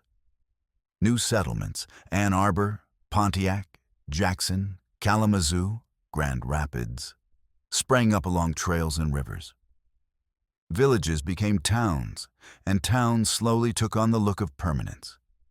Brick stores, mills along riverbanks, churches with tall steeples. Life, still difficult, no longer felt as precarious. Michigan was becoming a place people chose, rather than merely endured. Yet the most dramatic transformation of this era came not from farms, but from forests. Michigan's towering white pines, some reaching heights of over 150 feet, attracted lumbermen from Maine and New York. By the 1830s, logging camps spread across the northern Lower Peninsula, following the rivers that would float logs to the mills. The sound of axes echoed through valleys.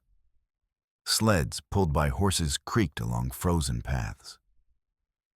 Lumberjacks, young men hardened by cold winters and dangerous work, spent months deep in the woods, cutting trees that had grown before the American Revolution.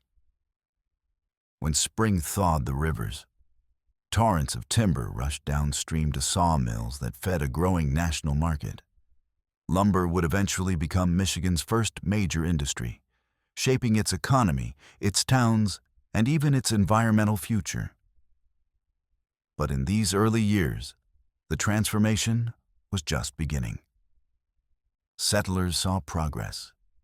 Native nations saw something very different. Forests that had stood for generations were disappearing. Wildlife routes shifted, pressure on native lands intensified as settlers moved deeper into regions long inhabited by the Anishinaabe, Odawa, and Potawatomi. Treaties, often negotiated under unfair conditions, ceded more territory to the United States, pushing native communities further north and west. Beneath the optimism of settlement, a more somber story unfolded, one of displacement and loss. Yet for the territory's American population, the 1820s and early 1830s were years of momentum. Michigan built schools, established newspapers, and developed its own political identity. Detroit became the hub of territorial government, but the people living far from the capital demanded more representation, more investment, and more autonomy. As Michigan grew, so did its ambition. Settlers no longer wanted to remain a distant district under Ohio's shadow or Illinois' influence. They wanted Michigan to become a state, and they believed it was time. By the early 1830s, the population had grown enough to justify statehood. Michigan drafted a constitution, elected provisional leaders, and prepared to join the Union. There was only one problem: an oddly shaped, swampy stretch of land at the Ohio border that produced one of the strangest conflicts in American history. The Toledo Strip. This narrow ribbon of territory, running along the border of Ohio and the Michigan Territory, spanned about 468 square miles.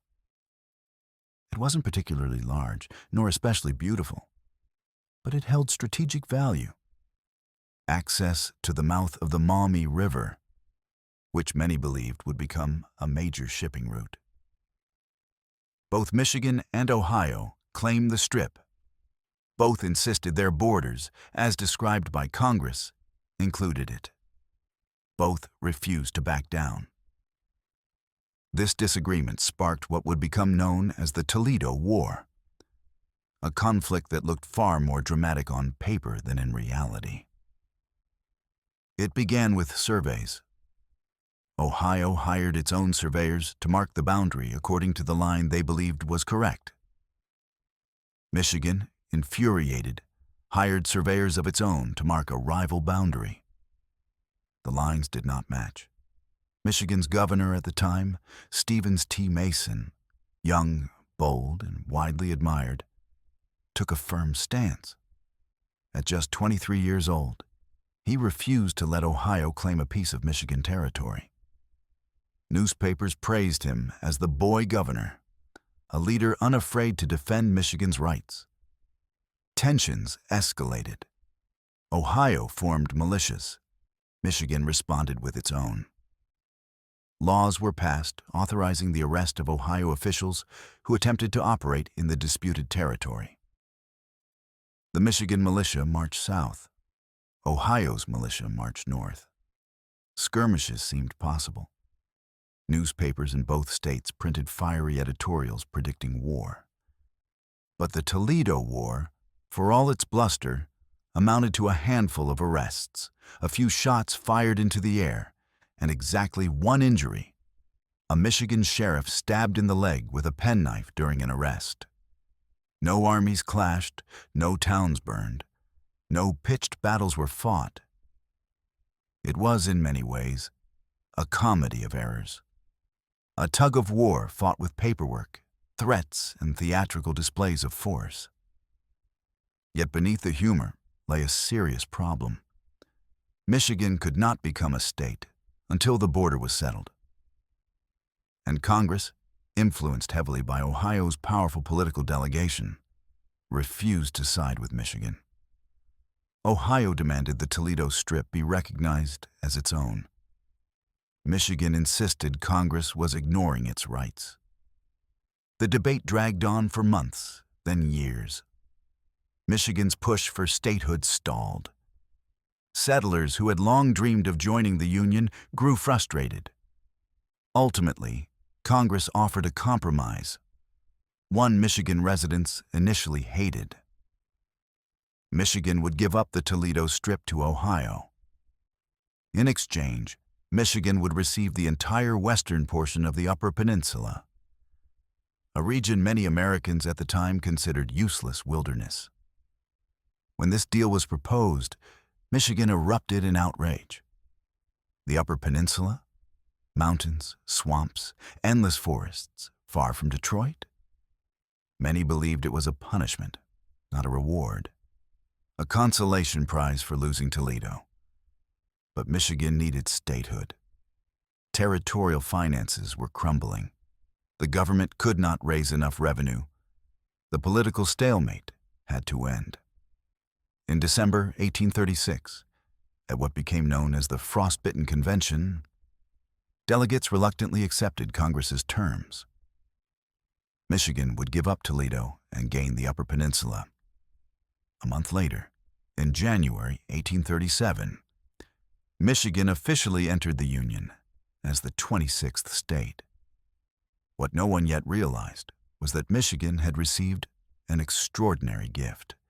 Within decades, the Upper Peninsula revealed its treasure. Immense deposits of iron and copper, some of the richest ever discovered in North America. The mines of the UP fueled industrial expansion, supplied materials for the Civil War, and created enormous wealth. The forests, once dismissed as worthless, became the backbone of Michigan's logging empire. The lakes and rivers became transportation routes, linking the Midwest to global markets. In retrospect, Toledo was a tiny price to pay. But in the moment, statehood mattered even more. The conflict with Ohio had united Michigan settlers, strengthening their identity and shaping the young state's political culture. The lumber boom brought jobs, prosperity, and rapid growth. New counties formed, new cities emerged, and the population soared. Detroit grew into a thriving port. Universities were founded. Courts and legislatures gained stability.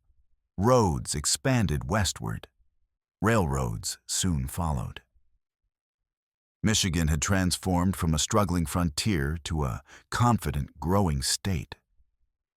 Yet its evolution came with complexity. Native nations continued to lose land through treaties that pressured them into ceding territory. The lumber boom stripped forests at an astonishing pace. Farmers battled harsh winters and unpredictable soil. But Michigan's forward momentum was undeniable. The challenges of the past, fires, disease, war, political disputes, had forged a resilient spirit. The Toledo War, absurd as it seemed, played a role in shaping that spirit. It gave Michigan a shared story, a moment of defiance, a conflict in which the territory stood up to powerful neighbors and refused to be bullied. And though the resolution felt like defeat in 1836, history would prove it to be a victory in disguise. As Michigan entered its first years of statehood, it turned toward a new future, one driven by lumber, mining, agriculture, and the promise of opportunity. But beneath that progress lay the early foundations of industry, immigration, and urban growth, forces that would eventually pull Michigan into the next great chapter of its history. Soon, the land that settlers had struggled to tame would become the birthplace of something even more transformative. The rise of a new kind of industry that would change Michigan, America, and the world forever. Chapter 9. The Rise of the Lumber Kings and the Growth of Industry. Statehood had barely settled over Michigan when the next great transformation began, not with laws or battles, but with the steady rhythm of axes striking wood.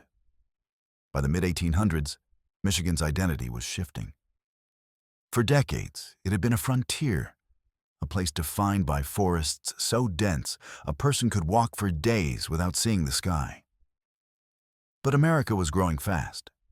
Cities needed homes, railroads needed ties, ships needed masts.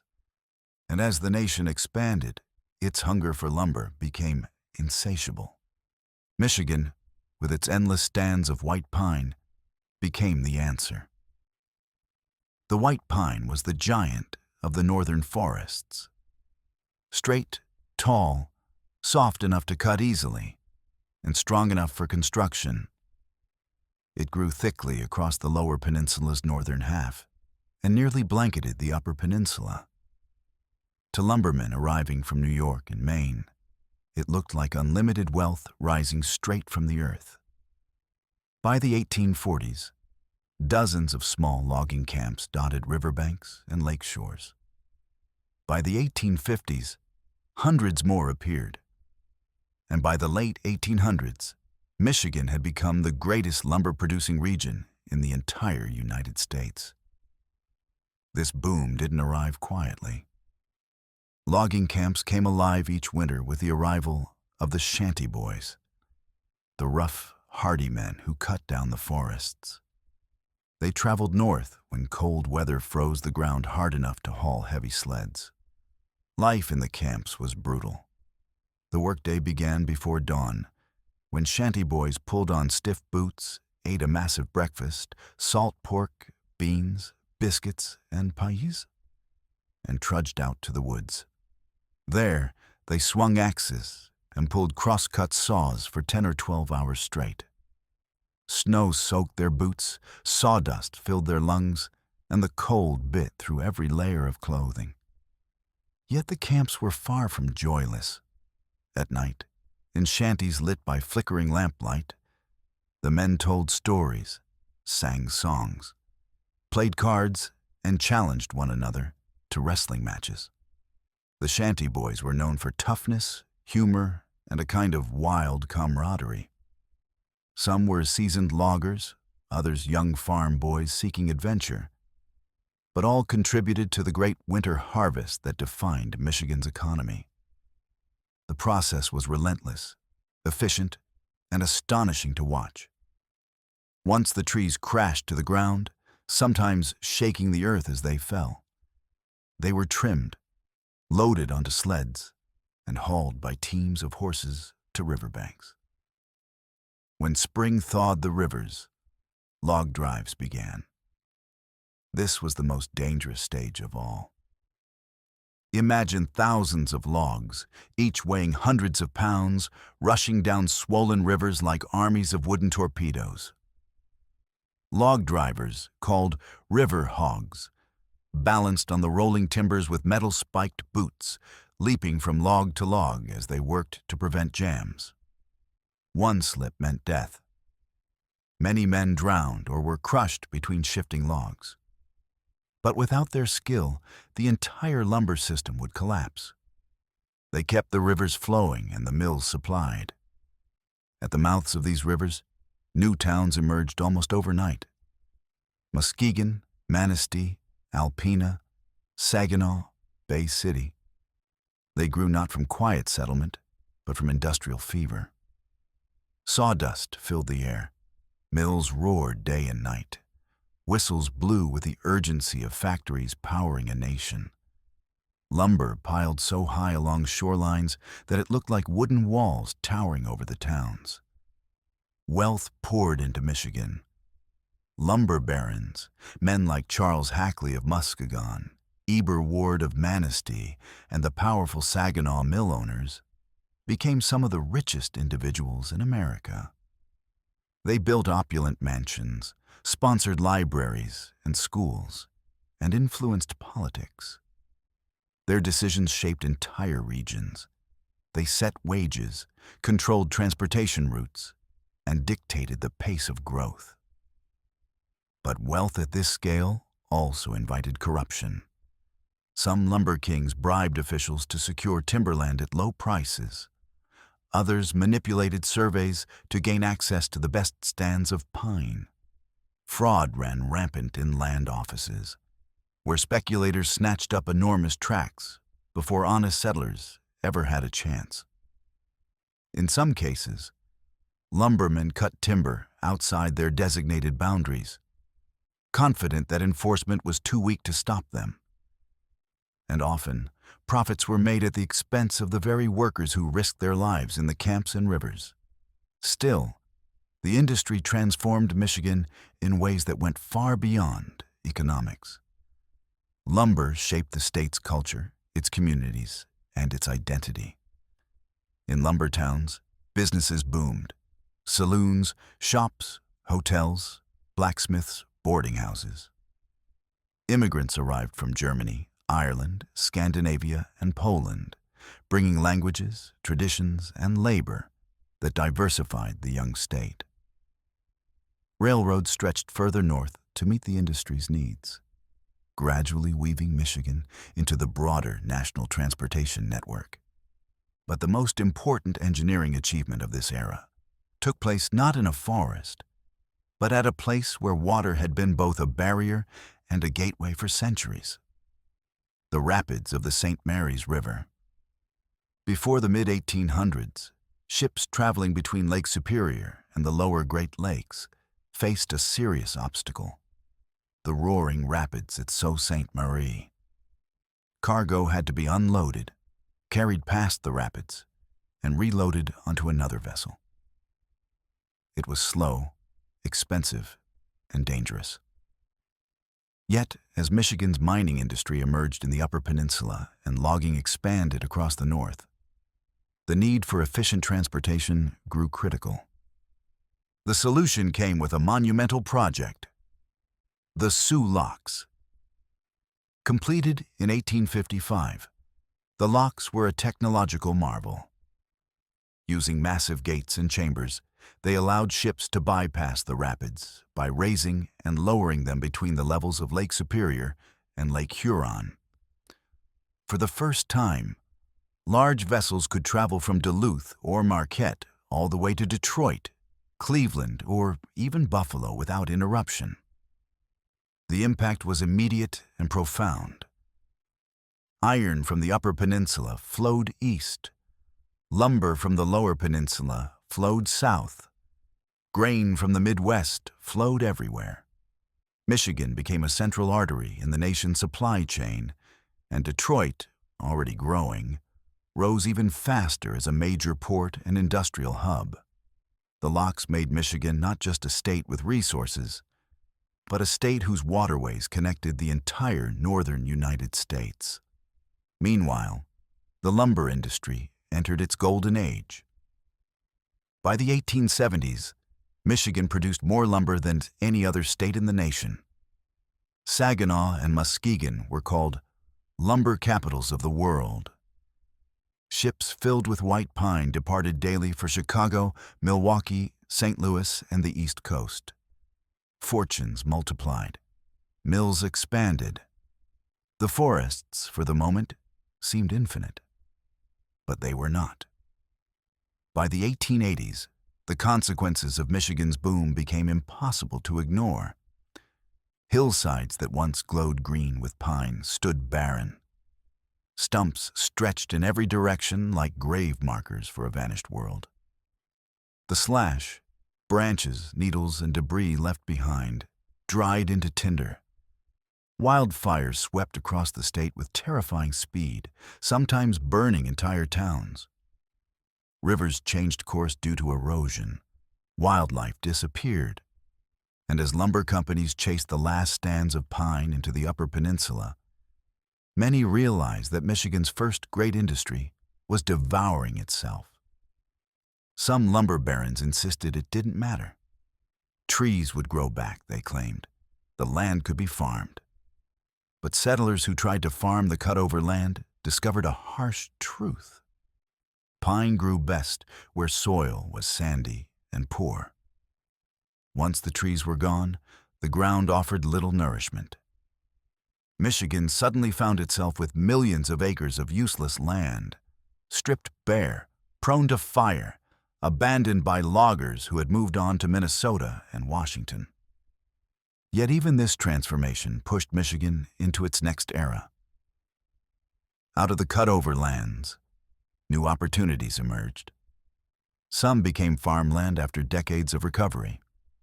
Others became national forests or state parks.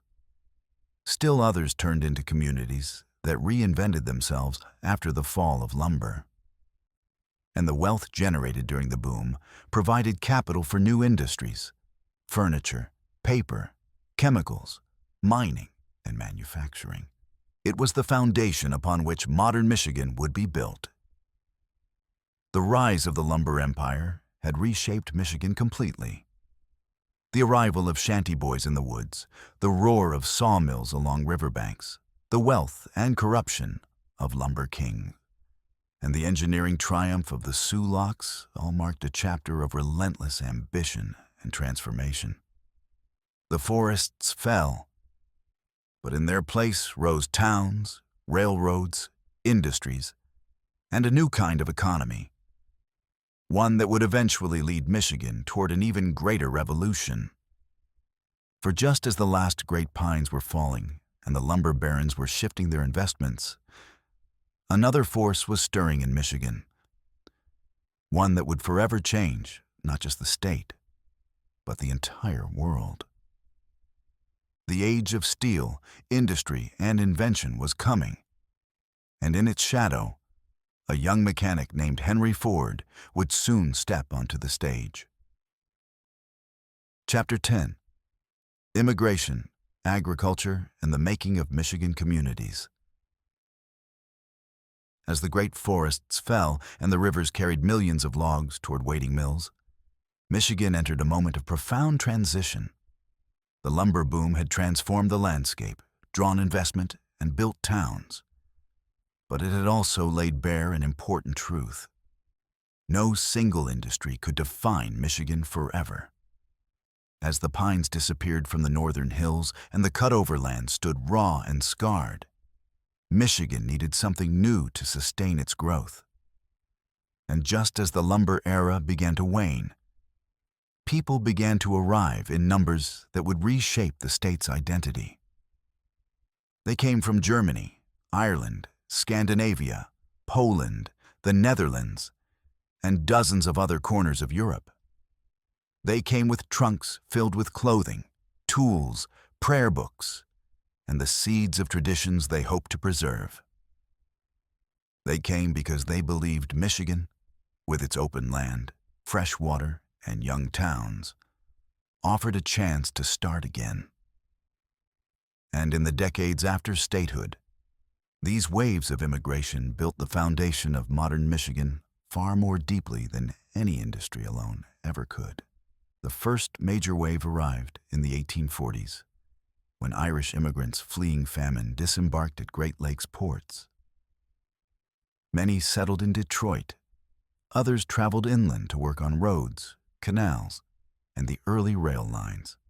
They brought with them a strong Catholic identity, tight-knit families, and a fierce determination to build stability after years of hardship. Irish neighborhoods grew along the docks and timber yards, where men found ready employment. Hot on their heels came Germans, tens of thousands of them, drawn by Michigan's farmland. They founded rural communities in the central and western parts of the Lower Peninsula, establishing farms, breweries, churches, and schools. German settlers tended to arrive in groups, sometimes entire villages reforming themselves across the ocean. They cleared fields, planted orchards, built barns, and created towns that retained German language and customs for generations. Dutch immigrants followed in the 1840s and 1850s, driven by religious tensions in Europe. They settled around the shores of Lake Michigan, Holland, Zeeland, Grand Rapids, where their agricultural traditions took root. These settlers carved farms from the forests, drained marshland, and grew fields of wheat, potatoes, and later fruit. They were devout, disciplined, and eager to build communities grounded in faith. Their influence remains unmistakable today in Western Michigan's architecture, festivals, and churches. Scandinavians, especially Swedes and Finns, arrived later, often traveling north to the Upper Peninsula, where the mining industry offered steady, if dangerous, work. They brought a stoic resilience shaped by long winters and rural traditions. Finnish immigrants, in particular, created tight communities in places like Hancock and Calumet, where saunas became as common as churches and the sound of Finnish hymns rose above the noise of mining drills. Polish immigrants arrived in large numbers at the end of the 19th century. Many settled in Detroit and Hamtramck, where factories offered jobs and ethnic neighborhoods offered familiarity. They established Catholic parishes, opened bakeries and meat markets, and filled their homes with traditions from the Old World. Their arrival marked a shift from Michigan as a largely rural immigrant destination to one increasingly driven by growing urban centers. Together, these groups, and many others, shaped Michigan far more than any single wave could have. They built towns, shaped industries, influenced politics, and created a cultural mosaic unmatched in the Midwest. But to understand the full transformation, one must look not just at the cities, but at the land itself, especially the fertile southern Lower Peninsula where agriculture flourished. Long before automobiles and factories redefined Michigan, farming formed the backbone of its society. By the mid-1800s, agricultural communities spread across the state's southern half. Settlers cleared land, planted crops, and built barns that echoed the architectural styles of their homelands. Fields of wheat, corn, rye, and hay stretched across gently rolling hills. Orchards, apple, cherry, and peach, thrived in the temperate climate near Lake Michigan.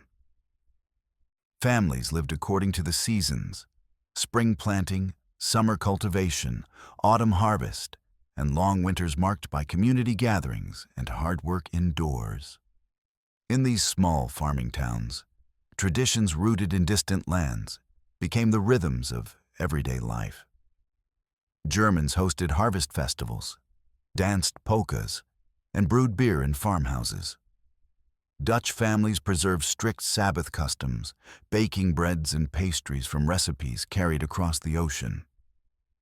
Polish communities held processions and feast days that blended Catholic devotion with cultural pride. Scandinavians celebrated midsummer with bonfires, songs, and gatherings that warded off the darkness of northern winters. These traditions were not merely decorative. They shaped schools, churches, and local governments. Many towns operated bilingual newspapers. Churches offered services in native languages. Festivals, foods, and crafts became markers of identity passed through generations. Town names like Frankenmuth, Gaylord, Anishinaabe, Zealand, and Menominee reflected the diverse roots of the people who built them. But no story of Michigan's communities would be complete without looking north, into the rugged and often unforgiving Upper Peninsula. The UP was a world apart. Its forests were vast, its winters long, and its geography dramatic, shaped by ancient rock and the power of glaciers. While the lower peninsula drew farmers and merchants, the UP drew miners, men willing to risk their lives chasing copper and iron buried in the earth. Mining towns emerged near the Keweenaw Peninsula, Marquette, Iron Mountain, and Ishpeming. They grew fast and hard, filled with single men, immigrant laborers, and families who lived under the shadow of the mining shafts. The iron deposits of the Marquette Range and the copper veins of the Keweenaw produced wealth on a scale few had imagined. Mining companies built entire towns around their operations. Houses, schools, stores, and saloons is all controlled by the same companies that paid the wages and dictated the rules. Life in these towns was demanding.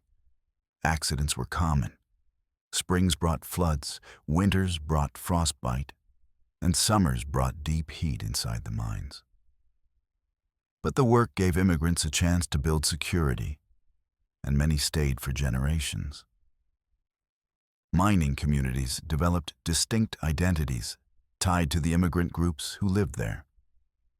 Finns, accustomed to cold climates and physical labor, became pillars of the mining workforce. Cornish miners from England, known for their deep mining expertise, brought traditions like the Cornish pasty, a handheld meat pie perfectly suited for lunch in the depths of the earth. Italians arrived later, settling in the Iron Ranges and building neighborhoods known for music, food, and family life. In both peninsulas, Michigan's ethnic neighborhoods shaped daily life as much as work did. Detroit, as the state's largest city, became a patchwork of communities. Irish Corktown, German neighborhoods along Gratiot, Polish Hamtramck bursting with shops, bakeries, and churches. Street signs often reflected the dominant language of the area. Children grew up hearing English at school but speaking their parents' tongue at home. Holidays became cultural crossroads. German Christmas markets, Irish wakes, Dutch church fairs, Polish Easter customs. Even politics began to reflect these patterns as immigrant groups gained influence and elected leaders who represented their interests. The cultural richness created by these waves of immigration gave Michigan a diversity that set it apart from many other frontier states.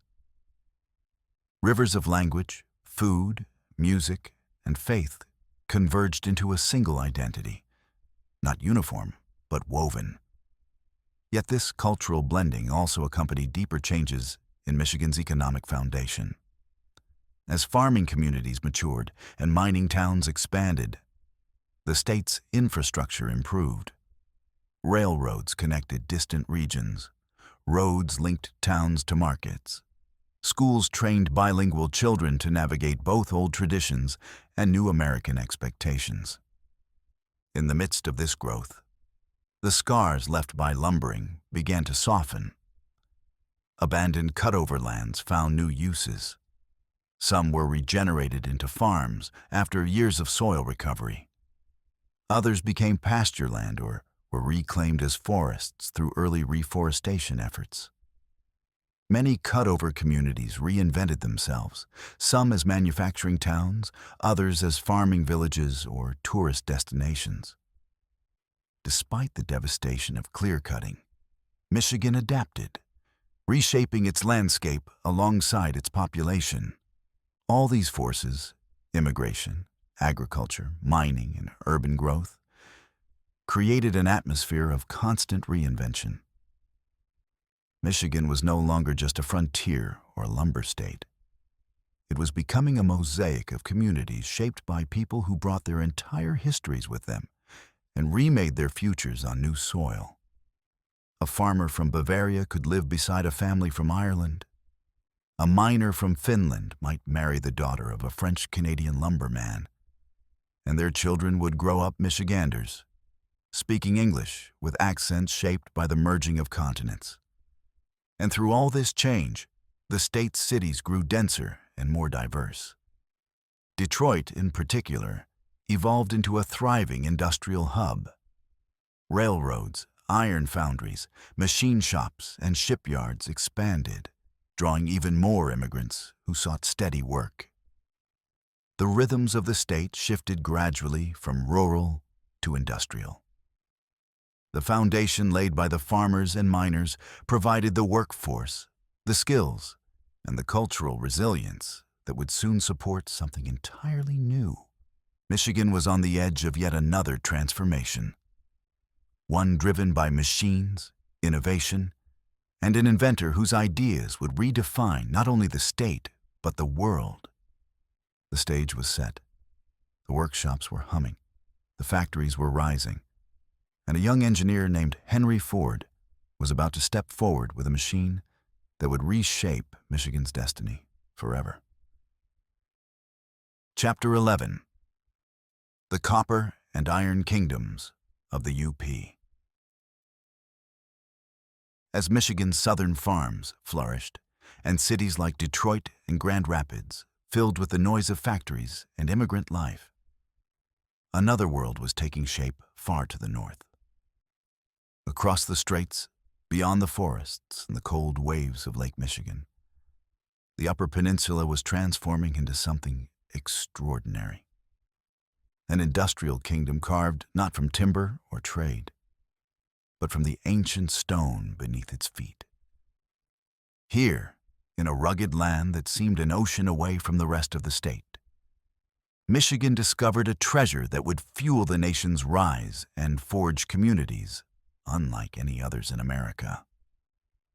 Long before miners arrived with drills and dynamite, the Ojibwe knew of the UP's copper. For centuries, they had crafted tools and ornaments from the pure metal that lay exposed along shores and riverbeds. Early European explorers marveled at this native copper, but it wasn't until the mid-1800s that the United States realized the magnitude of what the Upper Peninsula contained. Beneath the forests and rocky ridges lay one of the richest copper deposits in the world. And deeper still, in the Iron Ranges near Marquette and Iron Mountain, an equally astonishing wealth of iron awaited discovery. Almost overnight, the UP shifted from wilderness to industrial frontier. Michigan had harvested the forests. Now it would mine the earth. The first great rush was for copper. In the 1840s, surveyors, prospectors, and investors poured into the Keweenaw Peninsula, a rugged, wind-swept ridge jutting into Lake Superior. They established towns that clung stubbornly to the cliffs: Copper Harbor, Eagle River, Houghton, Hancock, and Calumet. The mines dug here were unlike anything seen in the United States before. They descended deep into the rock, following veins of pure copper that seemed endless. Some shafts plunged more than a mile underground, lit only by dim lamps that flickered against damp walls. Miners chipped away at ore in heat so intense it felt like standing inside a furnace. The work was dangerous. The pay was modest. Yet thousands came. They came from Cornwall, Finland, Italy, Ireland, Germany, and beyond. The copper country became one of the most diverse regions in the Midwest. Cornish miners, famous for their expertise, introduced techniques that allowed companies to dig deeper and faster than ever before. Finns brought unmatched endurance, thriving in the UP's harsh winters with a stoic determination. Italians filled the ranks of labor crews and built close-knit neighborhoods filled with music and family traditions. Each group carried its own customs, languages, and stories. And together, they created a mosaic of cultures that shaped every town across the Keweenaw. Above the shafts, great engine houses rose like fortresses. Steam hoists hauled men and ore to the surface. Stamps crushed rock into pieces. Smokestacks belched constant clouds of smoke. Every day, trains loaded with copper rolled to the docks, where steamships carried the metal east to factories, shipyards, and telegraph companies. Copper from Michigan connected American cities, electrified homes, and built an industrial society. It ran through every telegraph line, every electrical cable, every early motor. The world was becoming wired, and Michigan's copper country made it possible. At the heart of this empire stood Calumet, home of the mighty Calumet and Hecla Mining Company. Founded by Alexander Agassiz, the company became one of the most profitable mining corporations in the world. Its mine produced so much copper that its profits rivaled those of major banks. Agassiz, though admired by shareholders, ruled Calumet with strict control. The company built everything: houses, schools, stores, hospitals. Workers lived in company-owned homes. They shopped at company stores. Their lives followed rhythms dictated by the shift whistles echoing across the snowy landscape. But the Copper Kingdom carried a darker side as well. Mines were hazardous, and accidents occurred with heartbreaking regularity. Explosions, cave-ins, falling rocks, malfunctioning hoists. Each could take lives in an instant. Underground, temperatures soared past 90 degrees. Water seeped from every seam. Ventilation was poor. Men suffered from dust, fumes, and exhaustion. Families waited anxiously at home, listening for the whistle that signaled disaster. Winter made everything worse. Snow buried the Keweenaw. Blizzards cut off towns for weeks at a time. Miners trudged through drifts taller than themselves, lamps swinging in the icy dark. The cold forged both hardship and community, shaping a culture of resilience that still defines the UP today. Meanwhile, hundreds of miles to the south and west, another kingdom was rising: the Iron Empire of the Marquette and Menominee Ranges. Iron had been discovered near Negaunee in the 1840s, and soon mines opened across the region. The ore was transported to Marquette's docks on wooden railroads pulled by mules, then loaded onto ships. As technology advanced, railways expanded, steam locomotives replaced animals. New mines opened around Ishpeming, Ironwood, Iron River, and Iron Mountain. The Iron Range became one of the most productive mining regions in North America. Iron from Michigan built railroads, steel mills, skyscrapers, and ships. It fueled America's Civil War, industrial expansion, and growth into a global power. Mining companies boomed, building towns that sat precariously close to the edge of their pits. Like in the Copper Country, company control permeated life.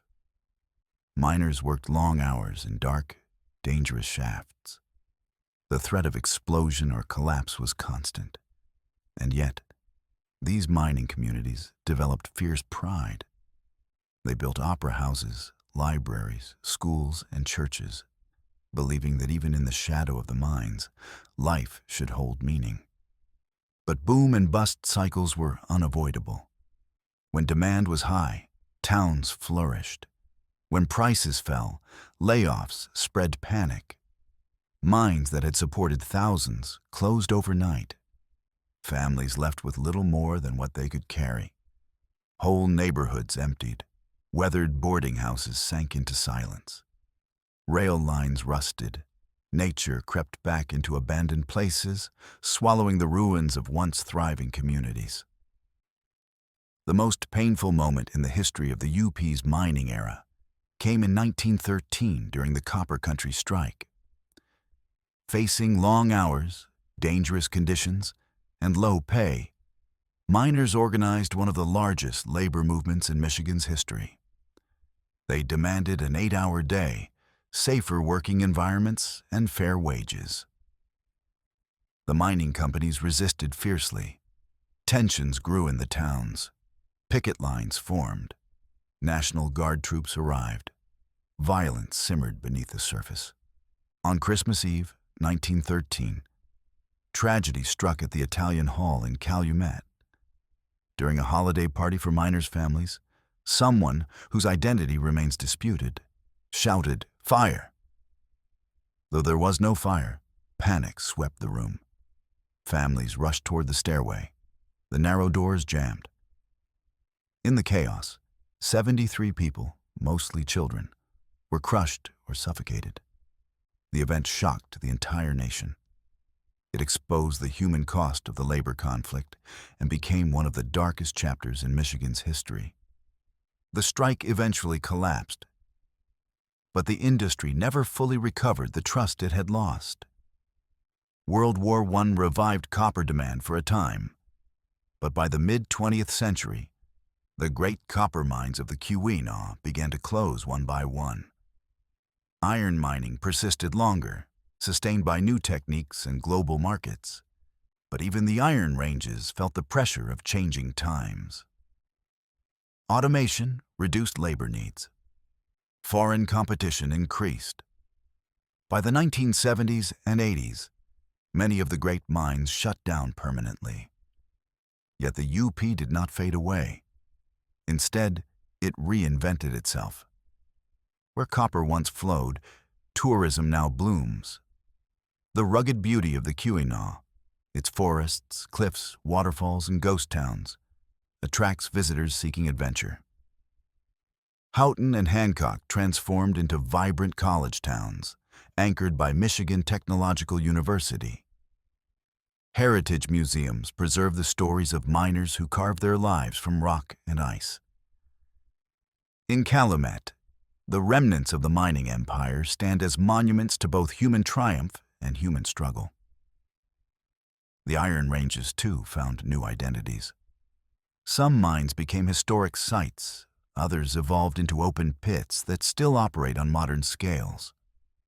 The communities that once depended entirely on mining diversified, building new industries in manufacturing, education, medicine, and tourism. And through it all, the culture forged in the mines endured, a culture of endurance, humility, and fierce loyalty to place. The UP became known for its independence, its tight-knit towns, its deep winter resilience, and its blend of cultures shaped by immigrants who refused to let harsh conditions break their spirits. The copper and iron kingdoms transformed the Upper Peninsula from wilderness into one of the world's greatest mining frontiers. They powered the nation, built industries, and shaped generations of workers. They brought tragedy, prosperity, diversity, and reinvention.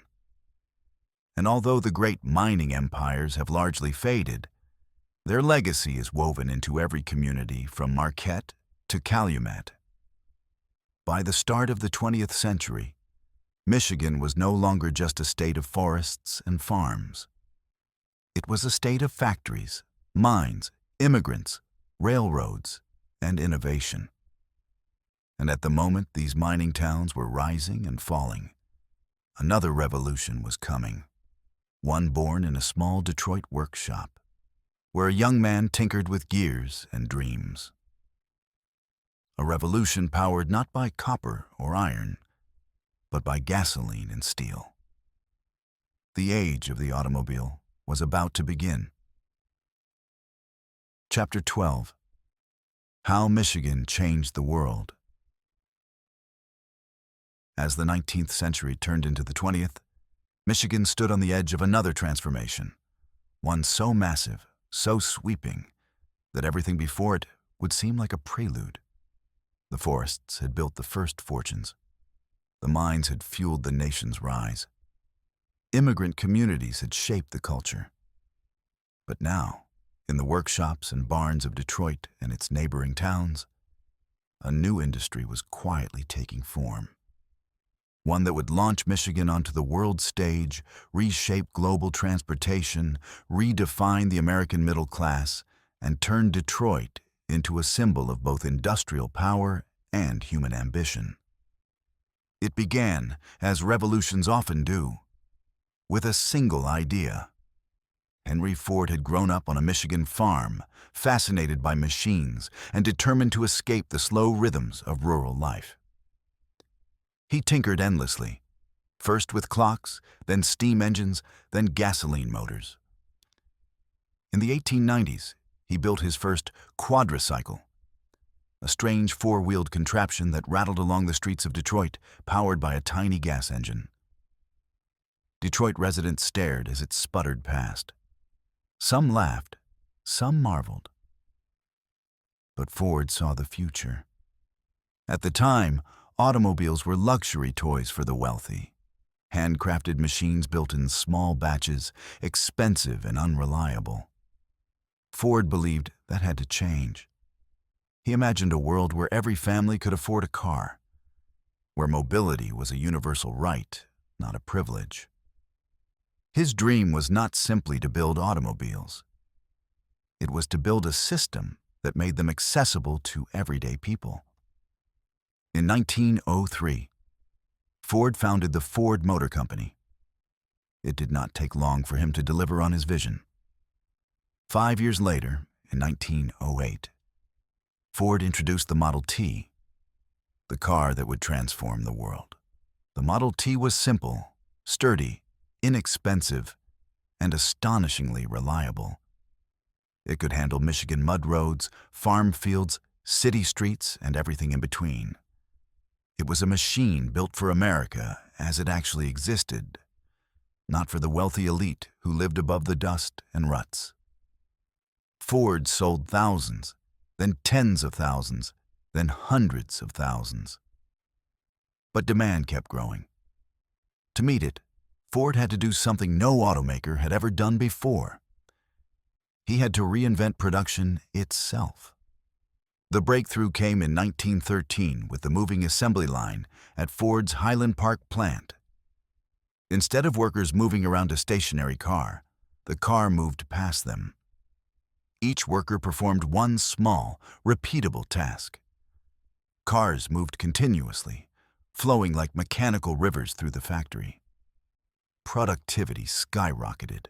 Assembly time plummeted from more than 12 hours to just 93 minutes. The world had never seen anything like it. The assembly line did more than increase efficiency. It reshaped society. It demanded a new kind of worker, organized, disciplined, specialized. It required engineering precision, massive investments, and factories on a scale that dwarfed anything in the 19th century. It also forced competitors to adopt similar methods or fall behind. Michigan became the center of this revolution. Detroit, in particular, became the beating heart of global industry.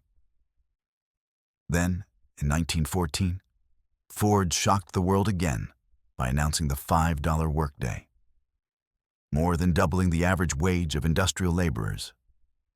Newspapers exploded with headlines. Critics called Ford reckless. But Ford understood something profound. Higher wages meant more stable workers, more productive factories, and more importantly, more customers who could afford the very product they were building. The idea worked. Within months, lines stretched outside Ford's employment office as thousands of people sought work. Immigrants from Eastern Europe, the American South, Canada, and beyond came to Detroit for the chance at a steady, well-paying job. The city grew so fast that neighborhoods expanded in every direction. Houses filled as quickly as they could be built, schools overflowed, Churches multiplied. Streets hummed with accents and languages from around the world. Ford's success sparked fierce competition. Ransom-olds, who had pioneered early assembly methods, pushed his company forward. Walter Chrysler, a rising mechanical genius, entered the industry with bold ideas of his own. And William Durant, a charismatic entrepreneur from Flint, built General Motors by acquiring Buick, Cadillac, and dozens of smaller companies, weaving them into a corporate giant. By the 1920s, the Big Three, Ford, General Motors, and Chrysler, dominated not just Michigan, not just America, but the global automobile industry. Each company developed its own identity. Ford stood for simplicity and mass production. General Motors offered variety, marketing cars to different income levels and lifestyles. Chrysler emphasized engineering innovation and performance. Their competition fueled rapid improvement, stronger engines, better roads, streamlined designs, safer components. Detroit changed with them. The city became an industrial powerhouse, its skyline rising with factories, office buildings, theaters, and department stores. Streetcars carried workers to massive complexes like Ford's Rouge plant, a facility so vast it took raw iron ore in one end and delivered finished automobiles out the other. River Rouge was the largest integrated factory in the world, a symbol of American might. But the automobile revolution was not just an economic or technological story. It was also a story of people, and one of the most important chapters came from the American South. The Great Migration, beginning in the 1910s and accelerating through the 1920s and 40s, transformed Detroit and Michigan. Hundreds of thousands of African Americans left the Jim Crow South, escaping discrimination, violence, and limited opportunities. They traveled north by train and car, seeking better lives in cities where factory jobs offered hope. Detroit became one of the major destinations of this movement. New neighborhoods like Black Bottom and Paradise Valley grew rapidly. Music flourished. Blues, jazz, and gospel filled streets and clubs. Black churches expanded. Entrepreneurs opened shops and restaurants.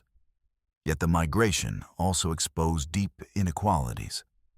Housing discrimination, segregated schools, and racial tensions affected daily life. Still, Detroit offered more opportunity than the South, and the auto industry became a path to stability for many families. Immigration from Europe continued as well, along with migration from Appalachia and other regions.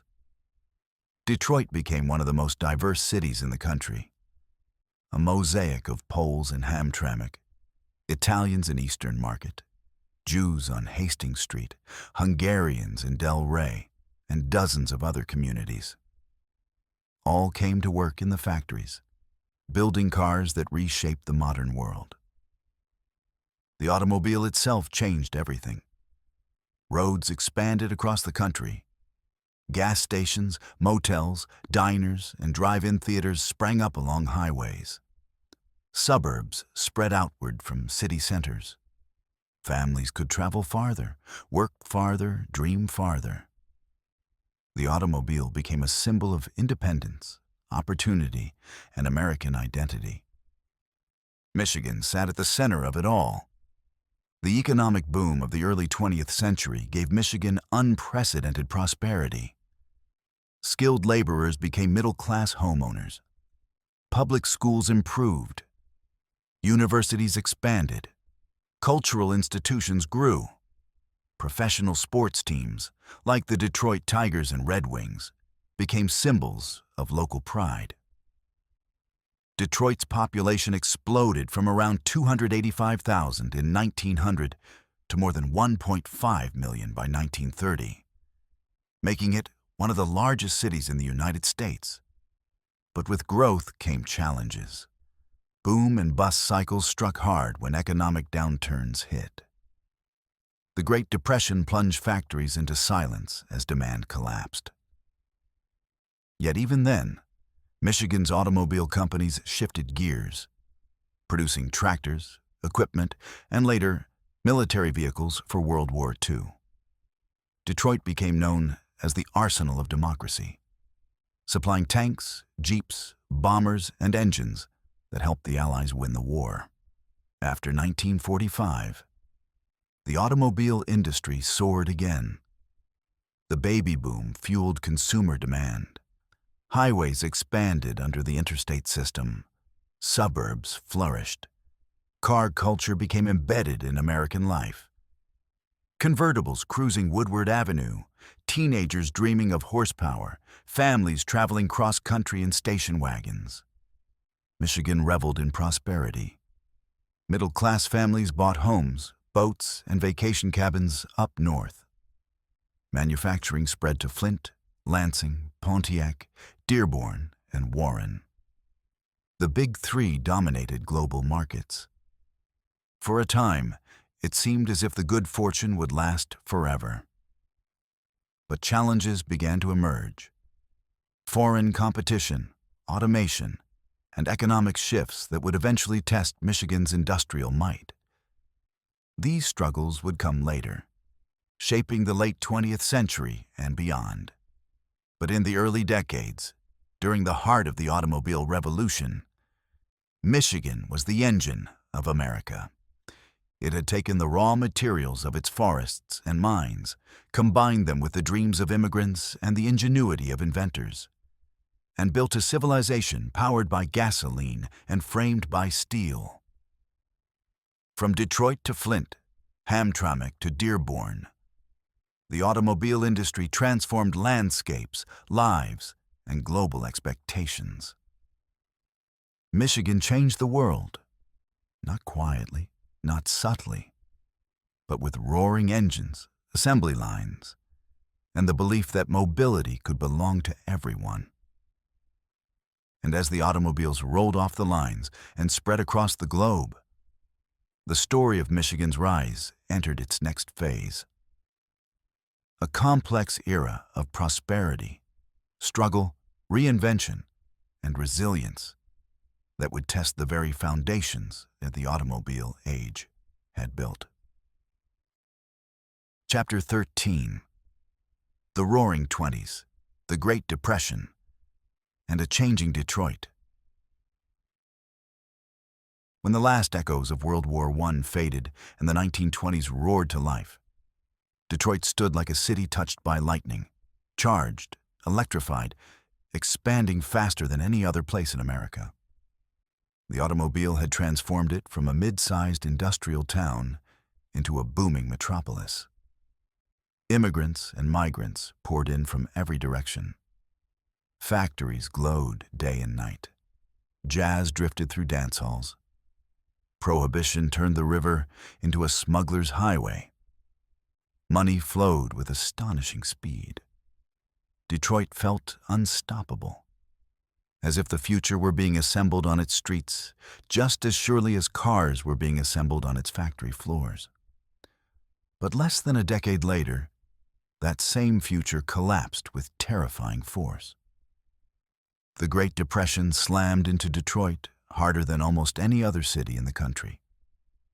The engines that had built the modern world suddenly went silent. Factories closed. Thousands lost their homes. Labor unrest erupted. And from that struggle emerged one of the most powerful labor movements in American history, the United Auto Workers. The Roaring Twenties in Detroit were unlike anything the city had ever seen. Between 1910 and 1930, Detroit's population quadrupled. New neighborhoods expanded at a dizzying pace. Woodward Avenue glowed with department stores, theaters, and neon lights. Automakers advertised not just cars, but a lifestyle, a vision of modernity built around mobility, convenience, and confidence. Middle-class workers bought homes they never imagined owning, furnished them with radios and new appliances, and spent weekends driving to lakes, dance halls, or the giant amusement parks along Belle Isle and Jefferson Avenue. Detroit was also becoming a city of intoxicating rhythms. Jazz swept into clubs and dance halls, flowing from Black Bottom to Paradise Valley. Musicians from New Orleans, Chicago, and New York brought sound, swagger, and innovation. The city's nightlife felt alive, even defiant, especially during Prohibition. When the 18th Amendment banned the sale of alcohol in 1920, Detroit became one of the busiest centers of illegal liquor in the entire country. The reason was simple. Canada was right across the river. And Canada did not have prohibition. Rum running became a profession. Speedboats darted across the Detroit River at night, their engines silent until the last moment. In winter, bootleggers drove across the frozen river, headlights off, carrying cars filled with whiskey from Windsor. Some fell through thin ice. Others were caught in chases that played out like scenes from gangster films. Organized crime grew in the shadows. Detroit's Purple Gang, made up largely of young Jewish immigrants from the East Side, became notorious for violence, smuggling, extortion, and controlling the liquor trade. Meanwhile, automakers thrived. Ford, Chrysler, and General Motors expanded their factories. New companies, Packard, Hudson, Dodge, competed aggressively. Workers earned steady wages, bought cars they helped build, and filled the city with life. Suburbs like Dearborn, Highland Park, and Hamtramck swelled with families. Churches of every denomination rose to serve immigrant communities. Detroit looked like the future. Modern, wealthy, confident, unstoppable. And then, almost in an instant, everything changed. When the stock market crashed in 1929, the impact rippled outward. But in Detroit, the shock became a quake. Automobile sales plummeted. Factories lay off workers by the thousands. Assembly lines went dark. The city that had risen faster than any other now fell just as quickly. Entire neighborhoods sank into hardship. Soup lines stretched around blocks. Families packed into small houses or left the city entirely, searching for work elsewhere. Detroit's unemployment rate reached levels almost unimaginable. Nearly 50% at the worst moments. Men who had once prided themselves on steady factory jobs now walked the streets in desperate search of work. Cars they had proudly purchased were repossessed. Children stood in bread lines. Home foreclosures became so common that neighborhoods often seemed frozen in grief. Even the mighty automakers struggled, cutting production and shuttering plants to survive the decade-long economic winter. In the midst of this despair, anger grew. Anger at automakers, at banks, at political leaders who seemed unable to help. And from that anger rose a new chapter in American labor history. Before the Depression, automakers ruled their factories with an iron grip. Workers had no union representation, no job security, and no meaningful ability to challenge poor conditions. Companies employed spies to root out organizers. Ford's service department, run by Harry Bennett, used intimidation and violence to suppress union activity. Workers labored under relentless pressure. Long hours, dangerous machinery, and the constant threat of dismissal. The Depression magnified every injustice. By the early 1930s, something had to give. The United Auto Workers, UAW, formed in 1935 under the emerging industrial labor movement, began as a small, fragile organization that faced hostility from both automakers and many government officials. But workers, exhausted by years of exploitation and economic insecurity, were ready to unite. The UAW spread through Detroit like a spark through dry timber. The first major clash came in 1932 during the Ford Hunger March.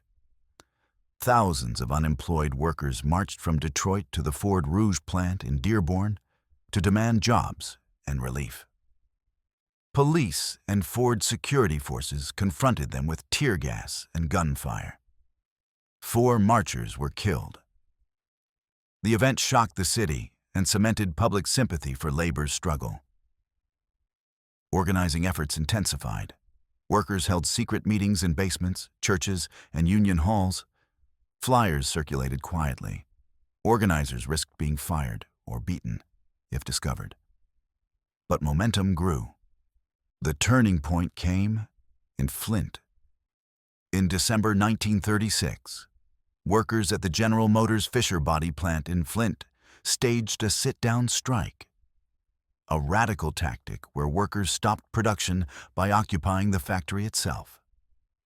They slept on the concrete floors, organized meals, held meetings, and barricaded entrances with car frames. Outside, police and company guards attempted to force them out, leading to dramatic confrontations. The Battle of the Running Bulls, where police attempted to storm the plant, ended with tear gas drifting through the snow and workers holding firm. The strike lasted 44 days. In February 1937, General Motors recognized the UAW. It was one of the most significant victories in American labor history.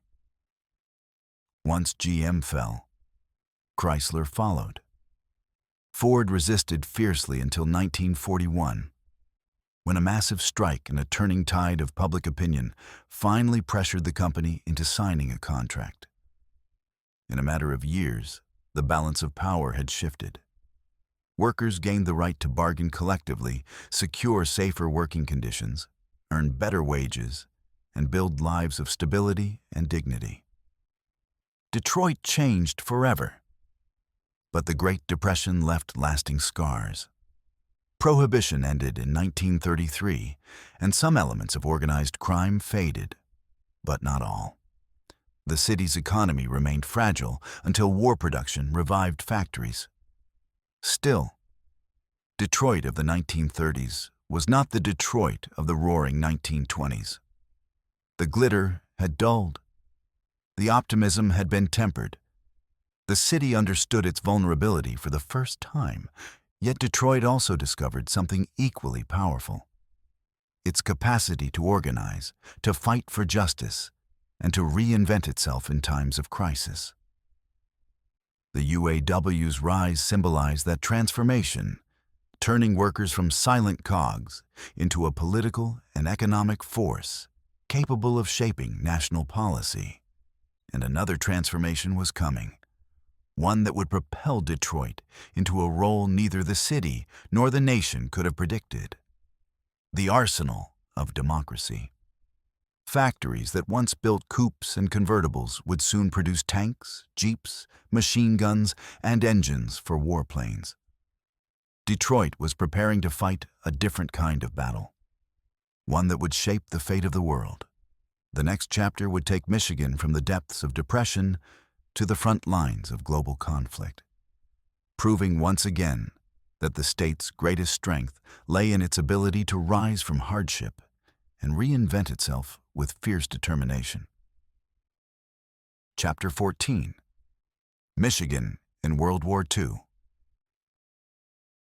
The final years of the Great Depression were still hanging over Detroit like a low gray sky when another storm loomed, this time far beyond America's borders. Europe was burning. Cities that once felt eternal were collapsing under bombs. Entire nations fell in weeks. Americans watched with dread, unsure whether their country would be pulled into another world war. But when the attack on Pearl Harbor sent shockwaves across the nation, that uncertainty vanished. The United States was at war, and Michigan, still struggling, still recovering, still searching for purpose, was about to become the beating industrial heart of the Allied victory. Detroit's factories, which had sputtered through the Depression, awakened with new purpose almost overnight.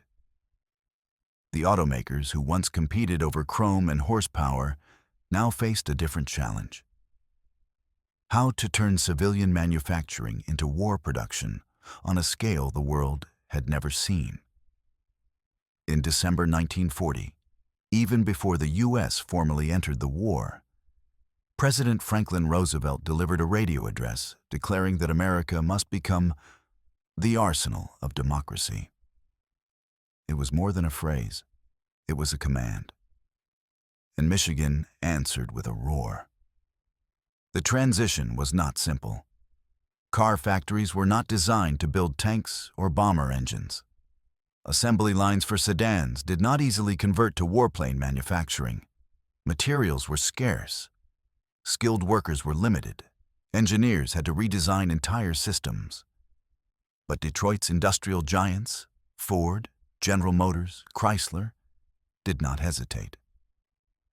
Within months, blueprints were drafted, factories retooled, and new production models explored. The same creative energy that had revolutionized automobiles now surged toward the war effort. One of the most iconic symbols of this transformation rose outside Ypsilanti, Willow Run, when Ford announced it would build B-24 Liberator bombers, massive, complex aircraft that previously took specialized crews weeks to assemble. Many doubted the plan. Ford promised to mass-produce them like cars. It sounded impossible. But Henry Ford believed in assembly line logic above all else. The company built a factory so enormous that workers joked you could go in at one end as a civilian and come out the other end wearing a uniform. Willow Run grew into the largest factory under one roof in the world, a mile-long monument to urgency and ambition. It had its own power plant, hospital, police force, and fire department. Entire neighborhoods sprang up around it to house the influx of workers. Every day, buses carried thousands of men and women, many from farms, many from the South, many who had never held industrial jobs, into a factory unlike anything they had ever seen. Early production was chaotic. Planes stalled on assembly lines, parts didn't fit. Workers quit in frustration, engineers redesigned tools daily. But gradually, the Willow Run machine found its rhythm. Workers mastered their stations, processes smoothed, output grew. By 1944, Willow Run delivered a B-24 every hour, 24 planes a day, nearly 9,000 bombers in total. The world had never seen anything like it, but the miracle of Willow Run was only one thread in a far larger tapestry. General Motors converted plants across Detroit, Flint, Saginaw, and Pontiac to produce tanks, aircraft engines, machine guns, and millions of rounds of ammunition. Chrysler built tanks so reliably that the Detroit tank arsenal earned worldwide admiration. Packard manufactured engines for the P-51 Mustang, one of the most famous fighter planes of the war. Smaller factories, places that once built spark plugs, steering wheels, or radios, shifted seamlessly to produce gun mounts, aircraft parts, bomb sights, and precision instruments required for war. For the first time, many women stepped onto the factory floor not as visitors, but as essential workers. With men drafted or volunteering to fight overseas, labor shortages threatened production. Michigan women, housewives, widows, secretaries, farmhands, and recent high school graduates filled the void. They learned to weld, rivet, operate cranes, inspect machinery, and manage production lines. Their hands built engines, assembled weapons, and kept supply chains running. The cultural symbol of this shift, Rosie the Riveter, was born from Michigan women who rose before dawn, packed lunches, and helped build the machines that would defeat fascism. Some of these women had never earned their own wages. Some had been told all their lives that industrial work was men's work. And yet they excelled. Production increased, quality improved. Factories once dominated by men now buzzed with a new kind of energy. Disciplined, focused, determined. Many of these women were proud of their contribution, knowing they were not just filling empty spaces, but helping keep soldiers alive on distant battlefields. The social fabric of Michigan changed as well. The city that had already become a magnet for workers during the automobile boom now experienced another surge. African Americans arriving from the South during the Great Migration took wartime jobs in foundries and factories. Immigrants from Europe, some fleeing the very regimes America was fighting, found work in tool and die shops. Rural families moved into cities for the first time. But with this influx came tension. Housing shortages led to overcrowded neighborhoods. Segregation policies fueled anger. The especially violent summer of 1943 revealed deep racial fractures. As Detroit churned out weapons of war, it also confronted the reality that unity in production did not erase inequality at home. Still, the moral clarity of the war effort created a sense of purpose the Depression had not. Michigan's children collected scrap metal, rubber, and tin. Farmers increased crop yields to feed soldiers and allies. Women volunteered for the Red Cross. Factories held blood drives. War bond rallies filled auditoriums.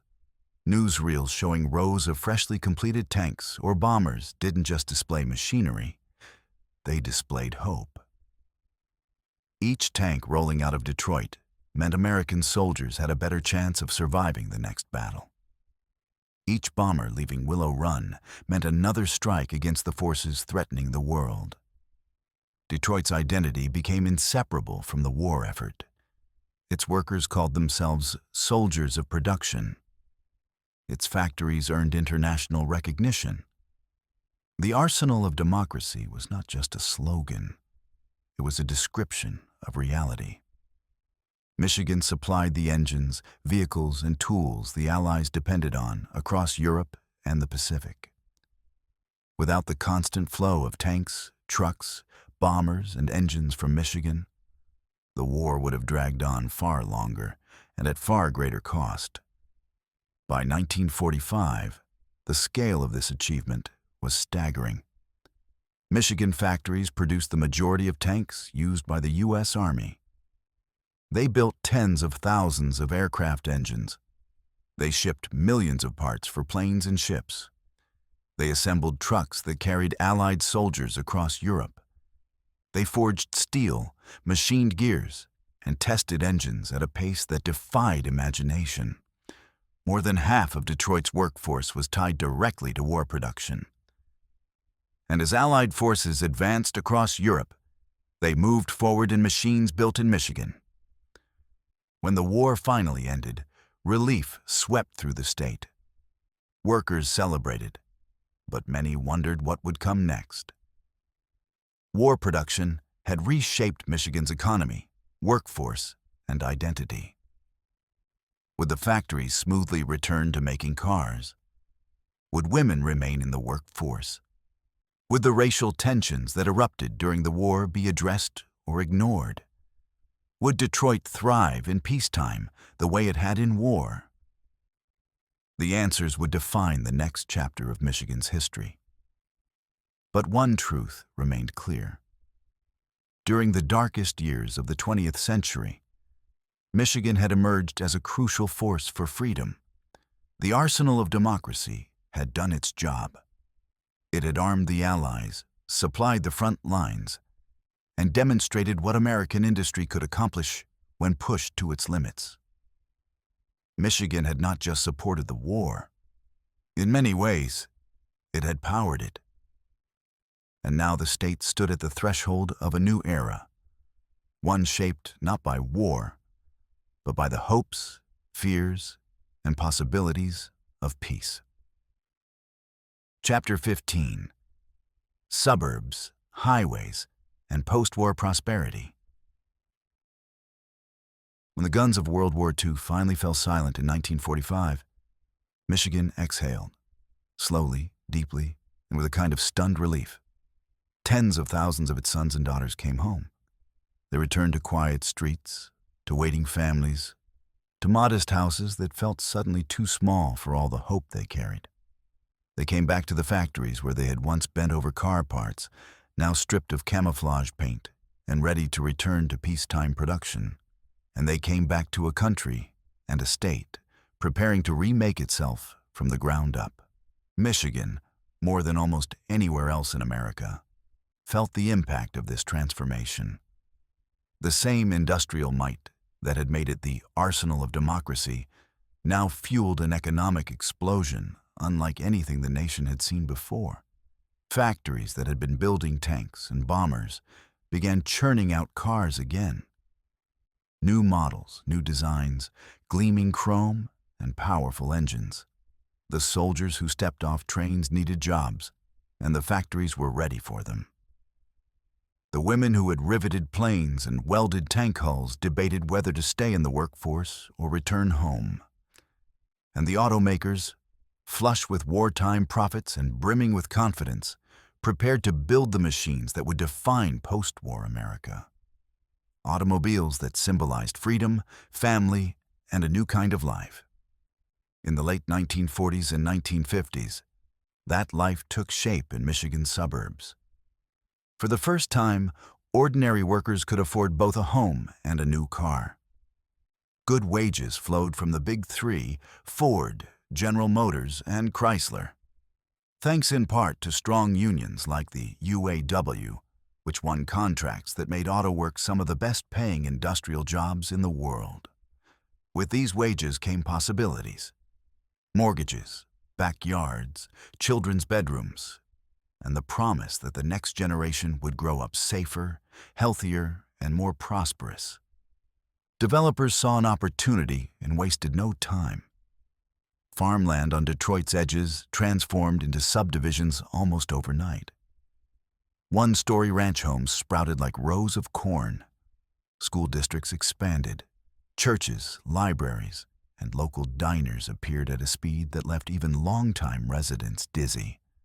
Livonia, Warren, Dearborn Heights, Southfield, Sterling Heights, communities that had once been small or semi-rural, suddenly ballooned with families beginning new lives.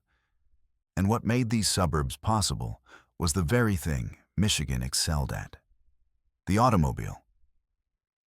Cars had once been luxuries. Now they were necessities. Families wanted to live further from crowded cities. They wanted space. They wanted driveways, garages, little lawns trimmed neatly on Saturday mornings. And they wanted the freedom to hop into a car and go. Crossing new roads that connected new neighborhoods to the old urban cores. At the center of this transformation was an invention that would reshape not only Michigan, but the entire United States: the highway. In the 1950s, President Eisenhower championed the Federal Aid Highway Act, launching the construction of the interstate highway system.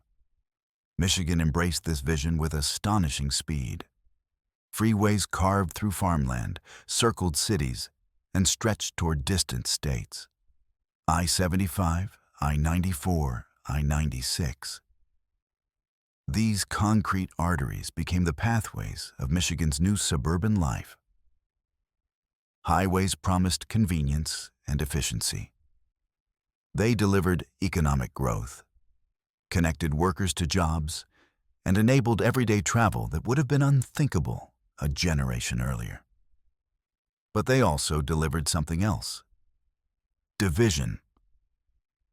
In Detroit and other cities across Michigan, highway construction bulldozed vibrant neighborhoods, many of them African American, working class, or immigrant communities. Black Bottom and Paradise Valley, cultural centers famous for music, food, and community life, were demolished to make way for the Chrysler Freeway. Families forced out by eminent domain, scattered into overcrowded neighborhoods, or moved reluctantly into public housing projects. These scars would remain for decades. Yet to many Americans in the 1950s, Michigan seemed almost utopian.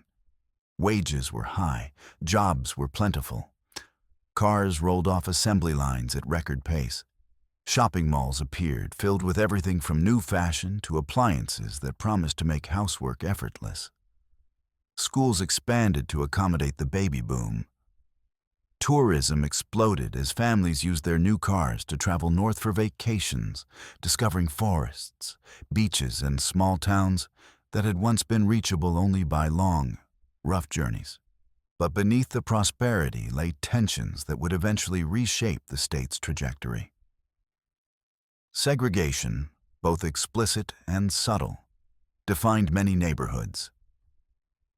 African American families who came to Detroit during the Great Migration found that even in the booming post-war economy, opportunities remained limited. Black workers were often assigned the hardest, hottest, or most dangerous factory jobs. Housing discrimination kept many families locked out of the suburbs, funneled instead into aging city neighborhoods where landlords charged higher rents for poorer conditions. Banks denied loans to black applicants at far higher rates. Realtors steered white families away from integrated areas. These practices created a patchwork of isolated communities, each with different levels of investment, opportunity, and hope. White flight accelerated this divide. As African American families moved into neighborhoods closer to Detroit's core, many white families fled further into the suburbs. They cited fears of declining property values, rising crime, or simply wanting more space. But race was almost always a silent factor. As the suburbs grew wealthier, the city's tax base shrank. Schools struggled. Public services weakened. Tensions simmered, waiting for the spark that would ignite them in the decades ahead. The automobile industry, for all its power, carried its own dangers. Michigan's dependence on car manufacturing was complete. The entire state, its cities, its suburbs, its identity, was tied to the success of the Big Three. As long as demand for cars remained high, everything else thrived. But even in the years of prosperity, cracks in that foundation appeared. Mechanization replaced some workers' jobs. Foreign automakers began experimenting with new technologies. Labor strikes occasionally froze production. And the sheer success of the industry made it vulnerable to future shocks that no one yet imagined. Still, to most families living through the 1950s and early 1960s, these concerns felt distant. The present was bright. The future seemed guaranteed. Children played in backyards, while parents grilled beneath the glow of newly installed patio lights. Teens cruised Woodward Avenue in shiny Chevrolets and Fords, the engines humming like promises. Couples piled into station wagons for weekend trips to state parks, lakes, and cottages up north. Michigan's middle class was one of the strongest in the nation, built on union strength, industrial wages, and a belief that the good times would never end. But history rarely allows prosperity to last without challenge. By the early 1960s, Detroit's population soared above 1.8 million, making it the fifth largest city in America. Freeways crisscrossed the region, enabling rapid suburban growth. The auto industry continued to innovate. Bigger, faster cars filled showrooms. Yet racial tension intensified. Inequality widened.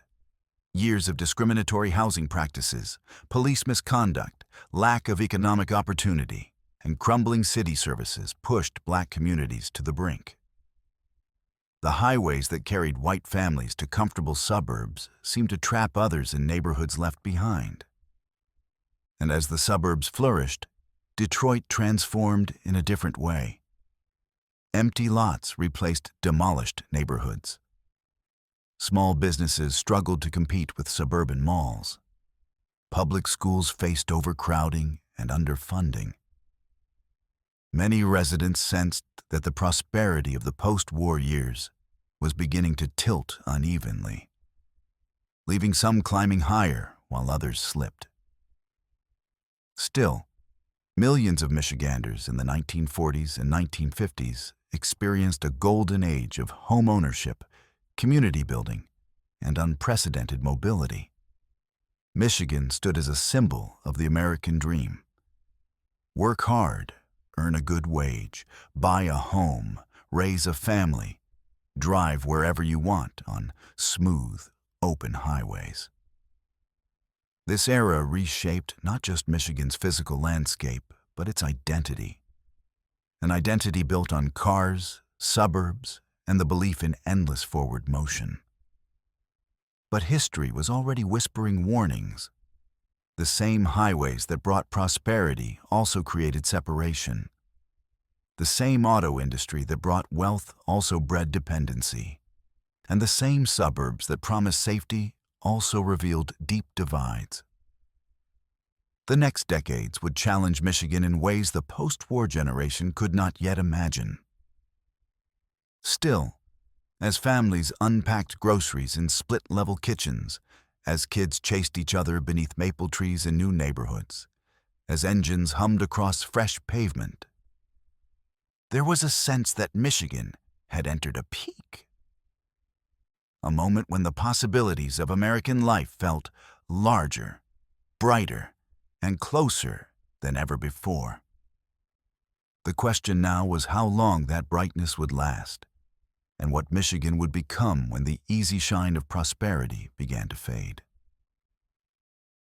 Chapter 16. Civil Rights, Detroit's 1967 Rebellion, and the New Michigan. By the early 1960s, the post-war glow that had once wrapped itself around Michigan like a warm summer night was beginning to dim. The suburbs were expanding, the auto industry remained powerful, and new highways carried commuters from freshly built neighborhoods into the factories that had defined Michigan for half a century. But beneath this surface of prosperity lay tensions that had been quietly building for decades, tensions rooted not in industry or economics alone, but in the very fabric of everyday life. Housing, opportunity, policing, and the simple question of who belonged where. Detroit was at the center of this storm. Once a beacon of industrial might, it had become a focal point of inequality. While white residents were streaming into the suburbs, helped by affordable mortgages, new roads, and discriminatory practices that kept minorities out, many black families remained confined to older, overcrowded neighborhoods. Restrictive covenants, redlining, predatory loans, and a rental market designed to profit from scarcity ensured that African Americans had little access to the new suburban dream sweeping across the nation. Schools were segregated in practice, if not in law. Jobs at the auto plants often placed black workers in the hottest, loudest, most dangerous roles.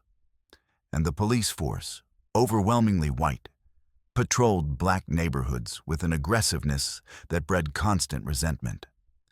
For black Detroiters, the fight for civil rights was not an abstract national movement.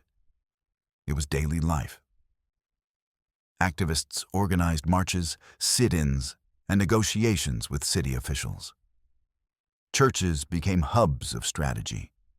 Neighborhood groups demanded fair housing, better schools, and equal treatment under the law. Some black workers rose within the UAW and pushed the union to confront racism within its own ranks. The energy of the national civil rights movement, inspired by leaders like Martin Luther King Jr., Malcolm X, and local figures such as the Reverend Albert Klieg, flowed into Detroit's streets, promising change. And yet change came too slowly. By the mid-1960s, frustration simmered. Unemployment rose as industrial automation reduced the need for workers. Factories, once the heart of the city, began relocating to the suburbs or even out of state, leaving fewer opportunities behind. Housing conditions deteriorated. Many Detroiters felt trapped inside invisible boundaries, watching opportunity roll along the highways toward the suburbs without them. Policing remained the most explosive issue. In black neighborhoods, interactions with police officers were fraught, tense, sometimes violent. Raids, harassment, and racially biased enforcement shattered any illusion of equality. People whispered stories of beatings, unjust arrests, and officers who patrolled neighborhoods with contempt. These were not isolated incidents. They formed a pattern that residents understood all too well. And so, when the summer of 1967 arrived, the city felt like a matchbox waiting for a spark. That spark came in the early hours of July 23rd, when police raided an illegal after-hours bar on 12th Street. Inside, more than 80 people were celebrating the return of 2 Vietnam veterans.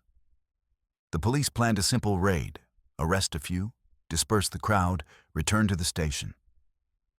But the crowd resisted, not violently at first, but with a raw, exhausted anger built over years. People gathered outside, shouts grew, tensions rose, a window shattered, then another. And in that moment, the fragile balance of the city broke. What followed was not a riot in the traditional sense. It was a rebellion, a desperate eruption of pain, frustration, and fury from a community that had been pushed to the edge. Within hours, looting began. Fires erupted. Crowds surged through the streets. Some people seized the moment to take what poverty had denied them.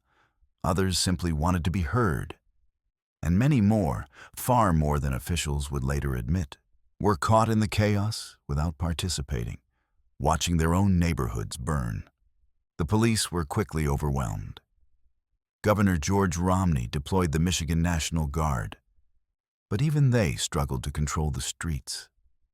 The heat was suffocating. Smoke hung over 12th Street like a storm cloud.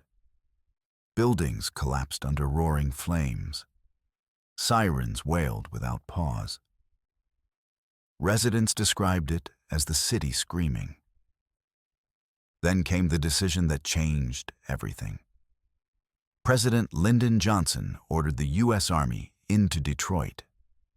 Paratroopers marched through neighborhoods with rifles ready. Tanks rumbled down avenues once filled with families and local shops.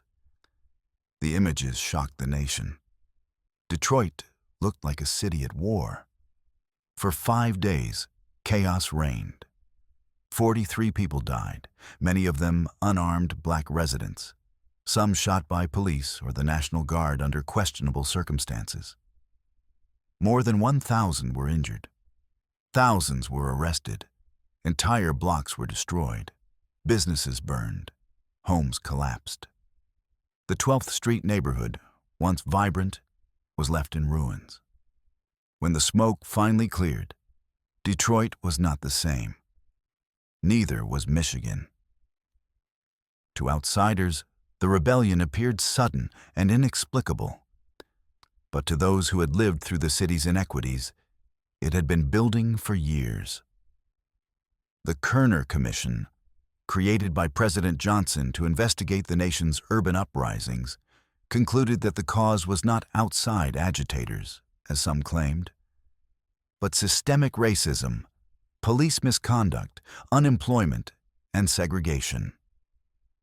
The report declared that America was moving toward 2 societies, one black, one white, separate and unequal. Detroit embodied that truth.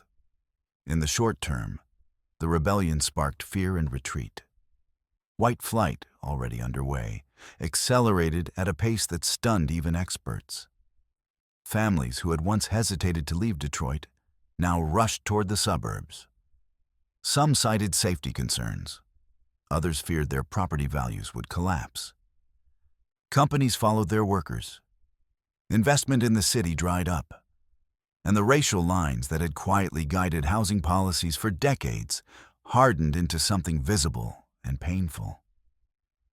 Businesses rebuilt some storefronts, but many never returned. Neighborhoods that had once been lively corridors of small shops, theaters, and restaurants were reduced to hollow spaces. Insurance money often went unpaid, city services strained, and Detroit, which had been one of the fastest-growing cities in the world, began a population decline from which it has still not fully recovered. Still, the rebellion did not extinguish hope. Civil rights activism grew stronger. Black Detroiters demanded representation in schools, police forces, city government, and unions. More black political leaders emerged. Coleman Young, a fierce defender of civil liberties and critic of police misconduct, would become Detroit's first black mayor in 1974. Community groups pushed for fair housing laws. Churches organized education programs. Labor coalitions fought for better jobs and wages. The UAW increased minority leadership within its ranks.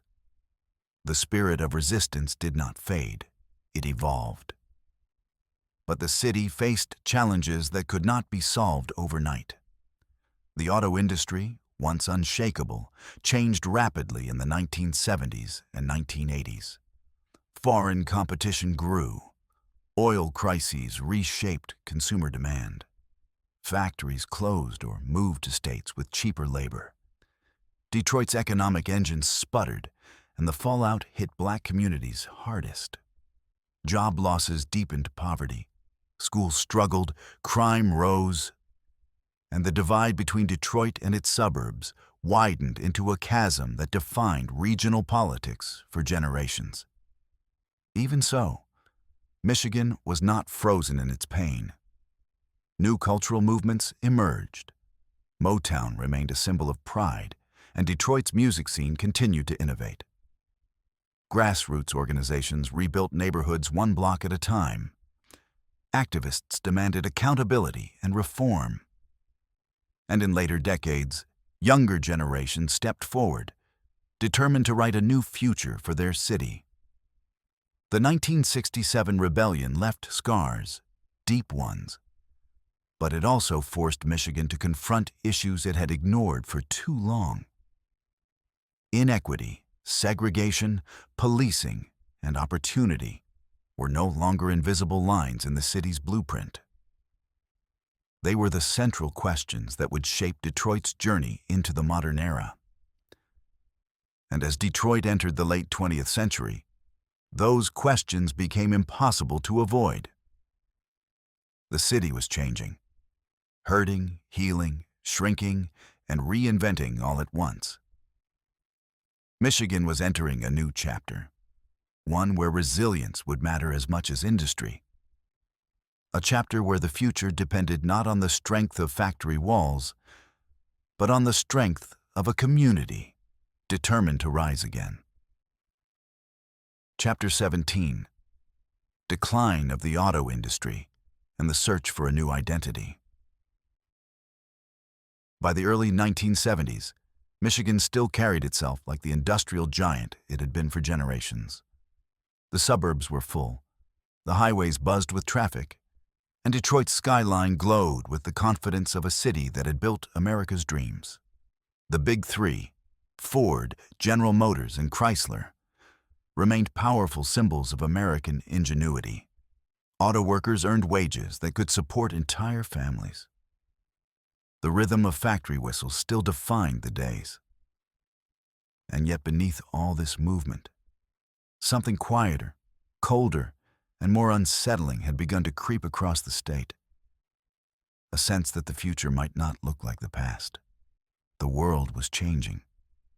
Other countries, Japan, Germany, South Korea, were building cars too, and many of them were smaller, more fuel-efficient, and sometimes simply better. American automakers, accustomed to dominance, were slow to react. They continued producing large, powerful cars that drank gasoline at a time when the global energy landscape was shifting. The warning signs were faint but unmistakable, if anyone cared to look. Most didn't. Not yet. Then came the oil crisis of 1973, and the warning signs became impossible to ignore. The Arab oil embargo sent gasoline prices skyrocketing. Lines stretched for blocks outside gas stations. Americans began asking new questions. How much fuel does my car waste? How far can it go on a gallon? Suddenly, size and power were not advantages. They were liabilities. And in this new world, foreign automakers had the edge. Sales plummeted. Michigan's economy, so tightly wound around the success of the automobile, began to unravel. Factories slowed production. Layoffs spread across Detroit, Flint, Pontiac, and Saginaw. The air itself seemed different. Less filled with the roar of engines, more filled with the quiet fear of uncertainty. And yet the worst had not even arrived. The late 1970s and early 1980s delivered another blow. The second oil shock hit. Inflation soared. Car buyers turned even more aggressively toward fuel-efficient imports. Detroit's massive factories, designed to build millions of vehicles a year, became financial anchors, expensive to operate and difficult to retool. Automation entered assembly lines, improving efficiency but reducing the number of workers needed. Union jobs that had once guaranteed a middle-class life suddenly vanished. Neighborhoods emptied. Local diners closed. Schools struggled to support shrinking tax bases. In cities like Flint, entire blocks of houses fell into disrepair. The prosperity of the post-war years began to feel like a distant era, almost a myth. Michigan had been built on a single, mighty industry, and now that industry was faltering. The question became painfully simple. What happens to a place when the thing it was built upon begins to crumble? Detroit felt the impact most intensely. Once the fifth largest city in America, it began losing population at a staggering pace. Factories closed, leaving behind empty shells of concrete and steel. Small businesses shuttered. The city's government strained under the weight of declining revenue and growing needs. Crime rose. Poverty deepened. The national media, once celebrating Detroit as a marvel of American industry, now portrayed it as a symbol of decline. Inside Detroit, however, people fought every day to hold the city together. Churches organized food drives. Community activists started neighborhood patrols. Teachers, despite shrinking budgets, continued showing up for students. Grassroots organizations formed to take over community gardens, renovate abandoned homes, and protect the elderly. The resilience that had carried Michigan through wars and economic depressions resurfaced. Quiet, determined, stubborn. Meanwhile, the Big Three scrambled to adapt. They developed smaller cars, improved fuel efficiency, and invested in new technologies. But the world had caught up, and the competition was fierce. Some years were hopeful, others were devastating. Chrysler nearly collapsed in 1979 and was saved only by a federal bailout. GM and Ford swung between profit and loss, often depending on the price of gasoline. Entire regions of Michigan experienced an economic whiplash that lasted decades. The 1990s offered moments of relief. The economy recovered. SUV sales soared. Some Michigan cities revived their downtowns. New sports arenas, riverfront developments, and suburban shopping centers brought life back to places that had nearly emptied out. There was a sense, brief but real, that the worst might be over. but the underlying problems remained. The global economy was accelerating, and Michigan's auto industry faced competition not just from Japan and Europe, but from its own offshoring decisions. Factories opened in Mexico, Canada, and the American South. Automation continued replacing workers. University graduates increasingly left the state in search of better opportunities, and Detroit's municipal finances continued deteriorating. Then came the Great Recession of 2008. It hit Michigan like a hammer to the chest. Car sales collapsed, credit markets froze, General Motors and Chrysler filed for bankruptcy. Auto plants shut down. Thousands lost their jobs. The ripple effects reached every corner of the state. From Detroit's industrial corridors to tiny towns in the Upper Peninsula that depended on manufacturing contracts. In 2013, decades of economic decline culminated in a moment that stunned the nation. The city of Detroit filed for bankruptcy, the largest municipal bankruptcy in American history. To some outsiders, it felt like the final chapter in a long story of decay. But inside Michigan, especially inside Detroit, the response was very different. Bankruptcy, brutal as it was, sparked a wave of determination rather than surrender. Civic leaders, philanthropists, nonprofits, and residents came together to reshape Detroit's future. Vacant lots were converted into urban farms. Abandoned buildings were transformed into art installations, coffee shops, and technology hubs. Downtown and Midtown saw new apartments, businesses, and cultural institutions emerge. Wayne State University expanded its campus footprint. Young entrepreneurs, drawn by low rents, open space, and a feeling of possibility, began to arrive. A new Detroit was taking shape, one not defined solely by factory smoke and assembly lines. Outside Detroit, communities across Michigan underwent their own transformations. Grand Rapids invested in healthcare, design, and craft manufacturing. Ann Arbor expanded its technology and research sectors. Kalamazoo leveraged medical innovation. Marquette revitalized its waterfront and university. Even Flint, battered by industry loss and later the water crisis, saw artists, activists, and nonprofit groups step in with community-driven solutions. Michigan was discovering something new. It could be more than automobiles. But the legacy of the auto industry remained deeply woven into the state's identity. Even as Michigan diversified, automaking continued to evolve. Factories became high-tech. Robotics and advanced manufacturing reshaped production.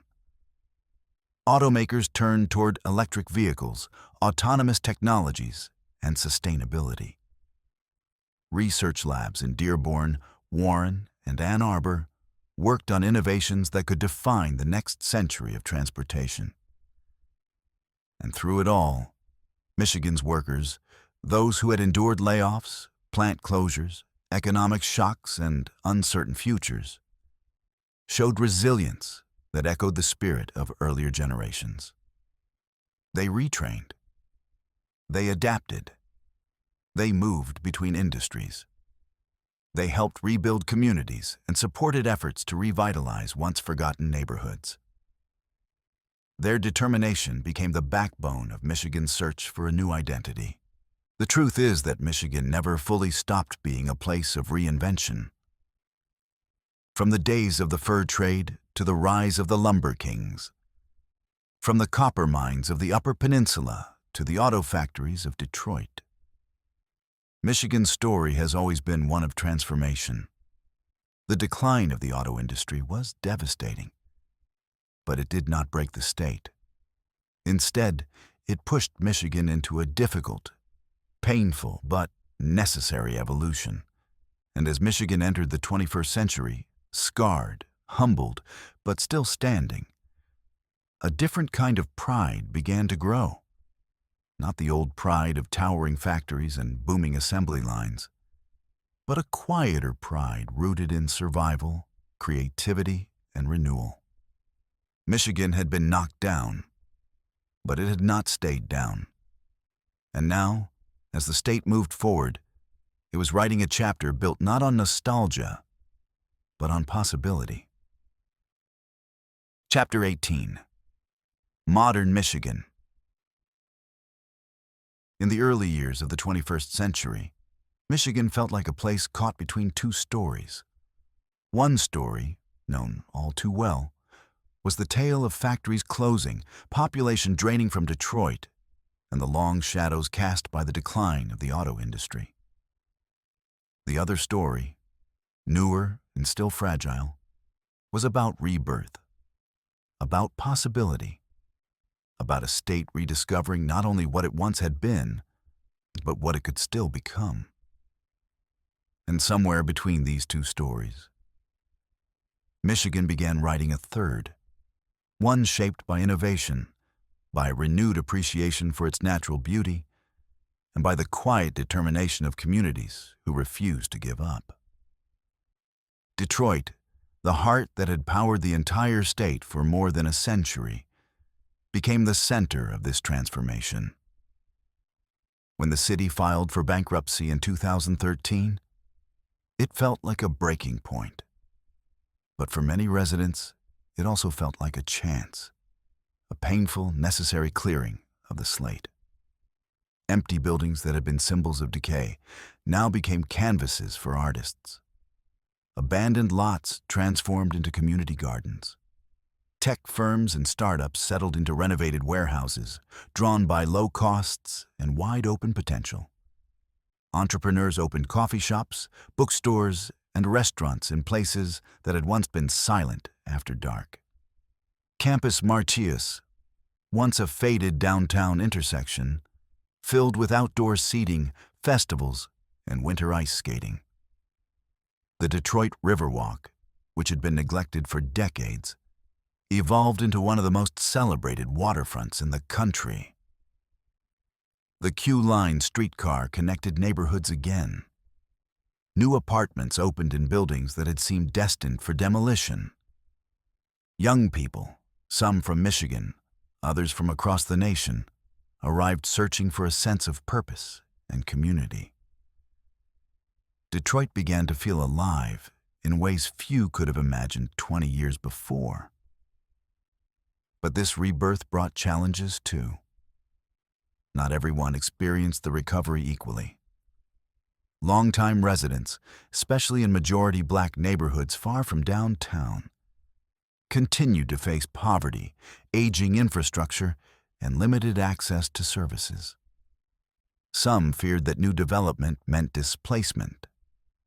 Others hoped that investment, if done thoughtfully, could lift the entire city rather than just a few square miles of it. Detroit's future remained a delicate balance between honoring the people who had stayed through the hardest years and welcoming new voices with fresh ideas.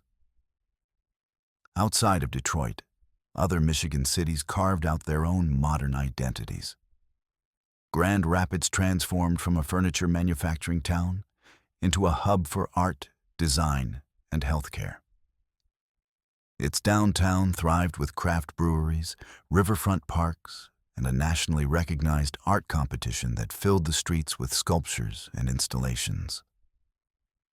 Ann Arbor embraced its role as a technology and research powerhouse, home to a university whose labs worked on everything from autonomous vehicles to medical breakthroughs.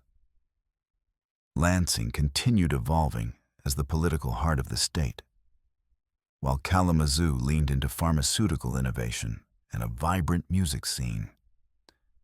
Even smaller towns found ways to reinvent themselves. Traverse City blossomed into a destination for food, wine, and festivals.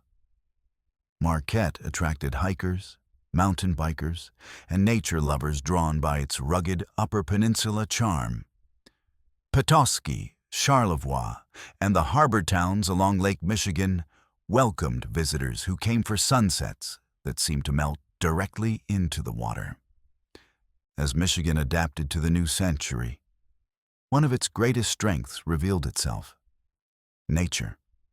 For decades, Michiganders had enjoyed the outdoors almost casually, as if assuming it would always be there. Lakes for swimming, forests for hunting, dunes for hiking, and rivers for fishing. But by the 2000s, environmental awareness grew. Conservation groups, tribal nations, scientists, and policymakers increasingly recognized that Michigan's future depended on protecting its greatest treasure: the Great Lakes. With more freshwater coastline than any other U.S. state, Michigan found itself on the front lines of issues that would define the 21st century: pollution, invasive species, climate change, and water rights. Efforts to restore wetlands gained momentum. Volunteers cleaned beaches and riverbanks. Universities launched major research initiatives centered on water purity, climate resilience, and sustainable fisheries. Debates over oil pipelines beneath the Straits of Mackinac drew national attention. Tribal leadership played a crucial role in pushing for the protection of fisheries, treaty rights, and the ecosystems that had sustained their communities for millennia. The Great Lakes became more than just a geographic feature. They became a symbol of identity and responsibility. They united the state's regions, from Detroit to the UP. They supported tourism, shipping, agriculture, and recreation. And they offered something rare in a rapidly changing world: a sense of continuity, a reminder that despite economic upheaval, political turmoil, or industrial decline, Michigan still possessed something enduring and irreplaceable. Alongside environmental efforts, Michigan's economy diversified in ways that would have seemed unlikely only a generation earlier. Technology companies expanded, not just in Detroit and Ann Arbor, but in Grand Rapids and Traverse City. Renewable energy projects grew across the state, from wind farms in the Thumb to solar fields in the South. Film and digital media attracted creators. Craft breweries and distilleries became local institutions. And agriculture, long overshadowed by manufacturing, re-emerged as a major part of the state's identity. Michigan's farms, orchards, and vineyards produced everything from cherries and apples to blueberries, asparagus, and wine grapes. The state became known for cider mills that came alive every autumn, for farmers' markets that brought communities together, and for agricultural research that helped shape sustainable farming practices. In rural regions, where factories had once been the main employers, new industries, agrotech, small-scale manufacturing, outdoor tourism, offered alternative paths forward. The auto industry, once battered, also found a way to reinvent itself. Detroit's automakers shifted their focus toward electric vehicles, advanced battery technology, autonomous driving systems, and high-tech manufacturing. Old factories were retrofitted for new purposes. New research centers appeared. Partnerships formed between automakers and universities. While Michigan would never again dominate the industry the way it had in the mid-20th century, it was positioning itself as a leader in the technologies that would define the next era of mobility. Michigan's identity became a blend of old and new.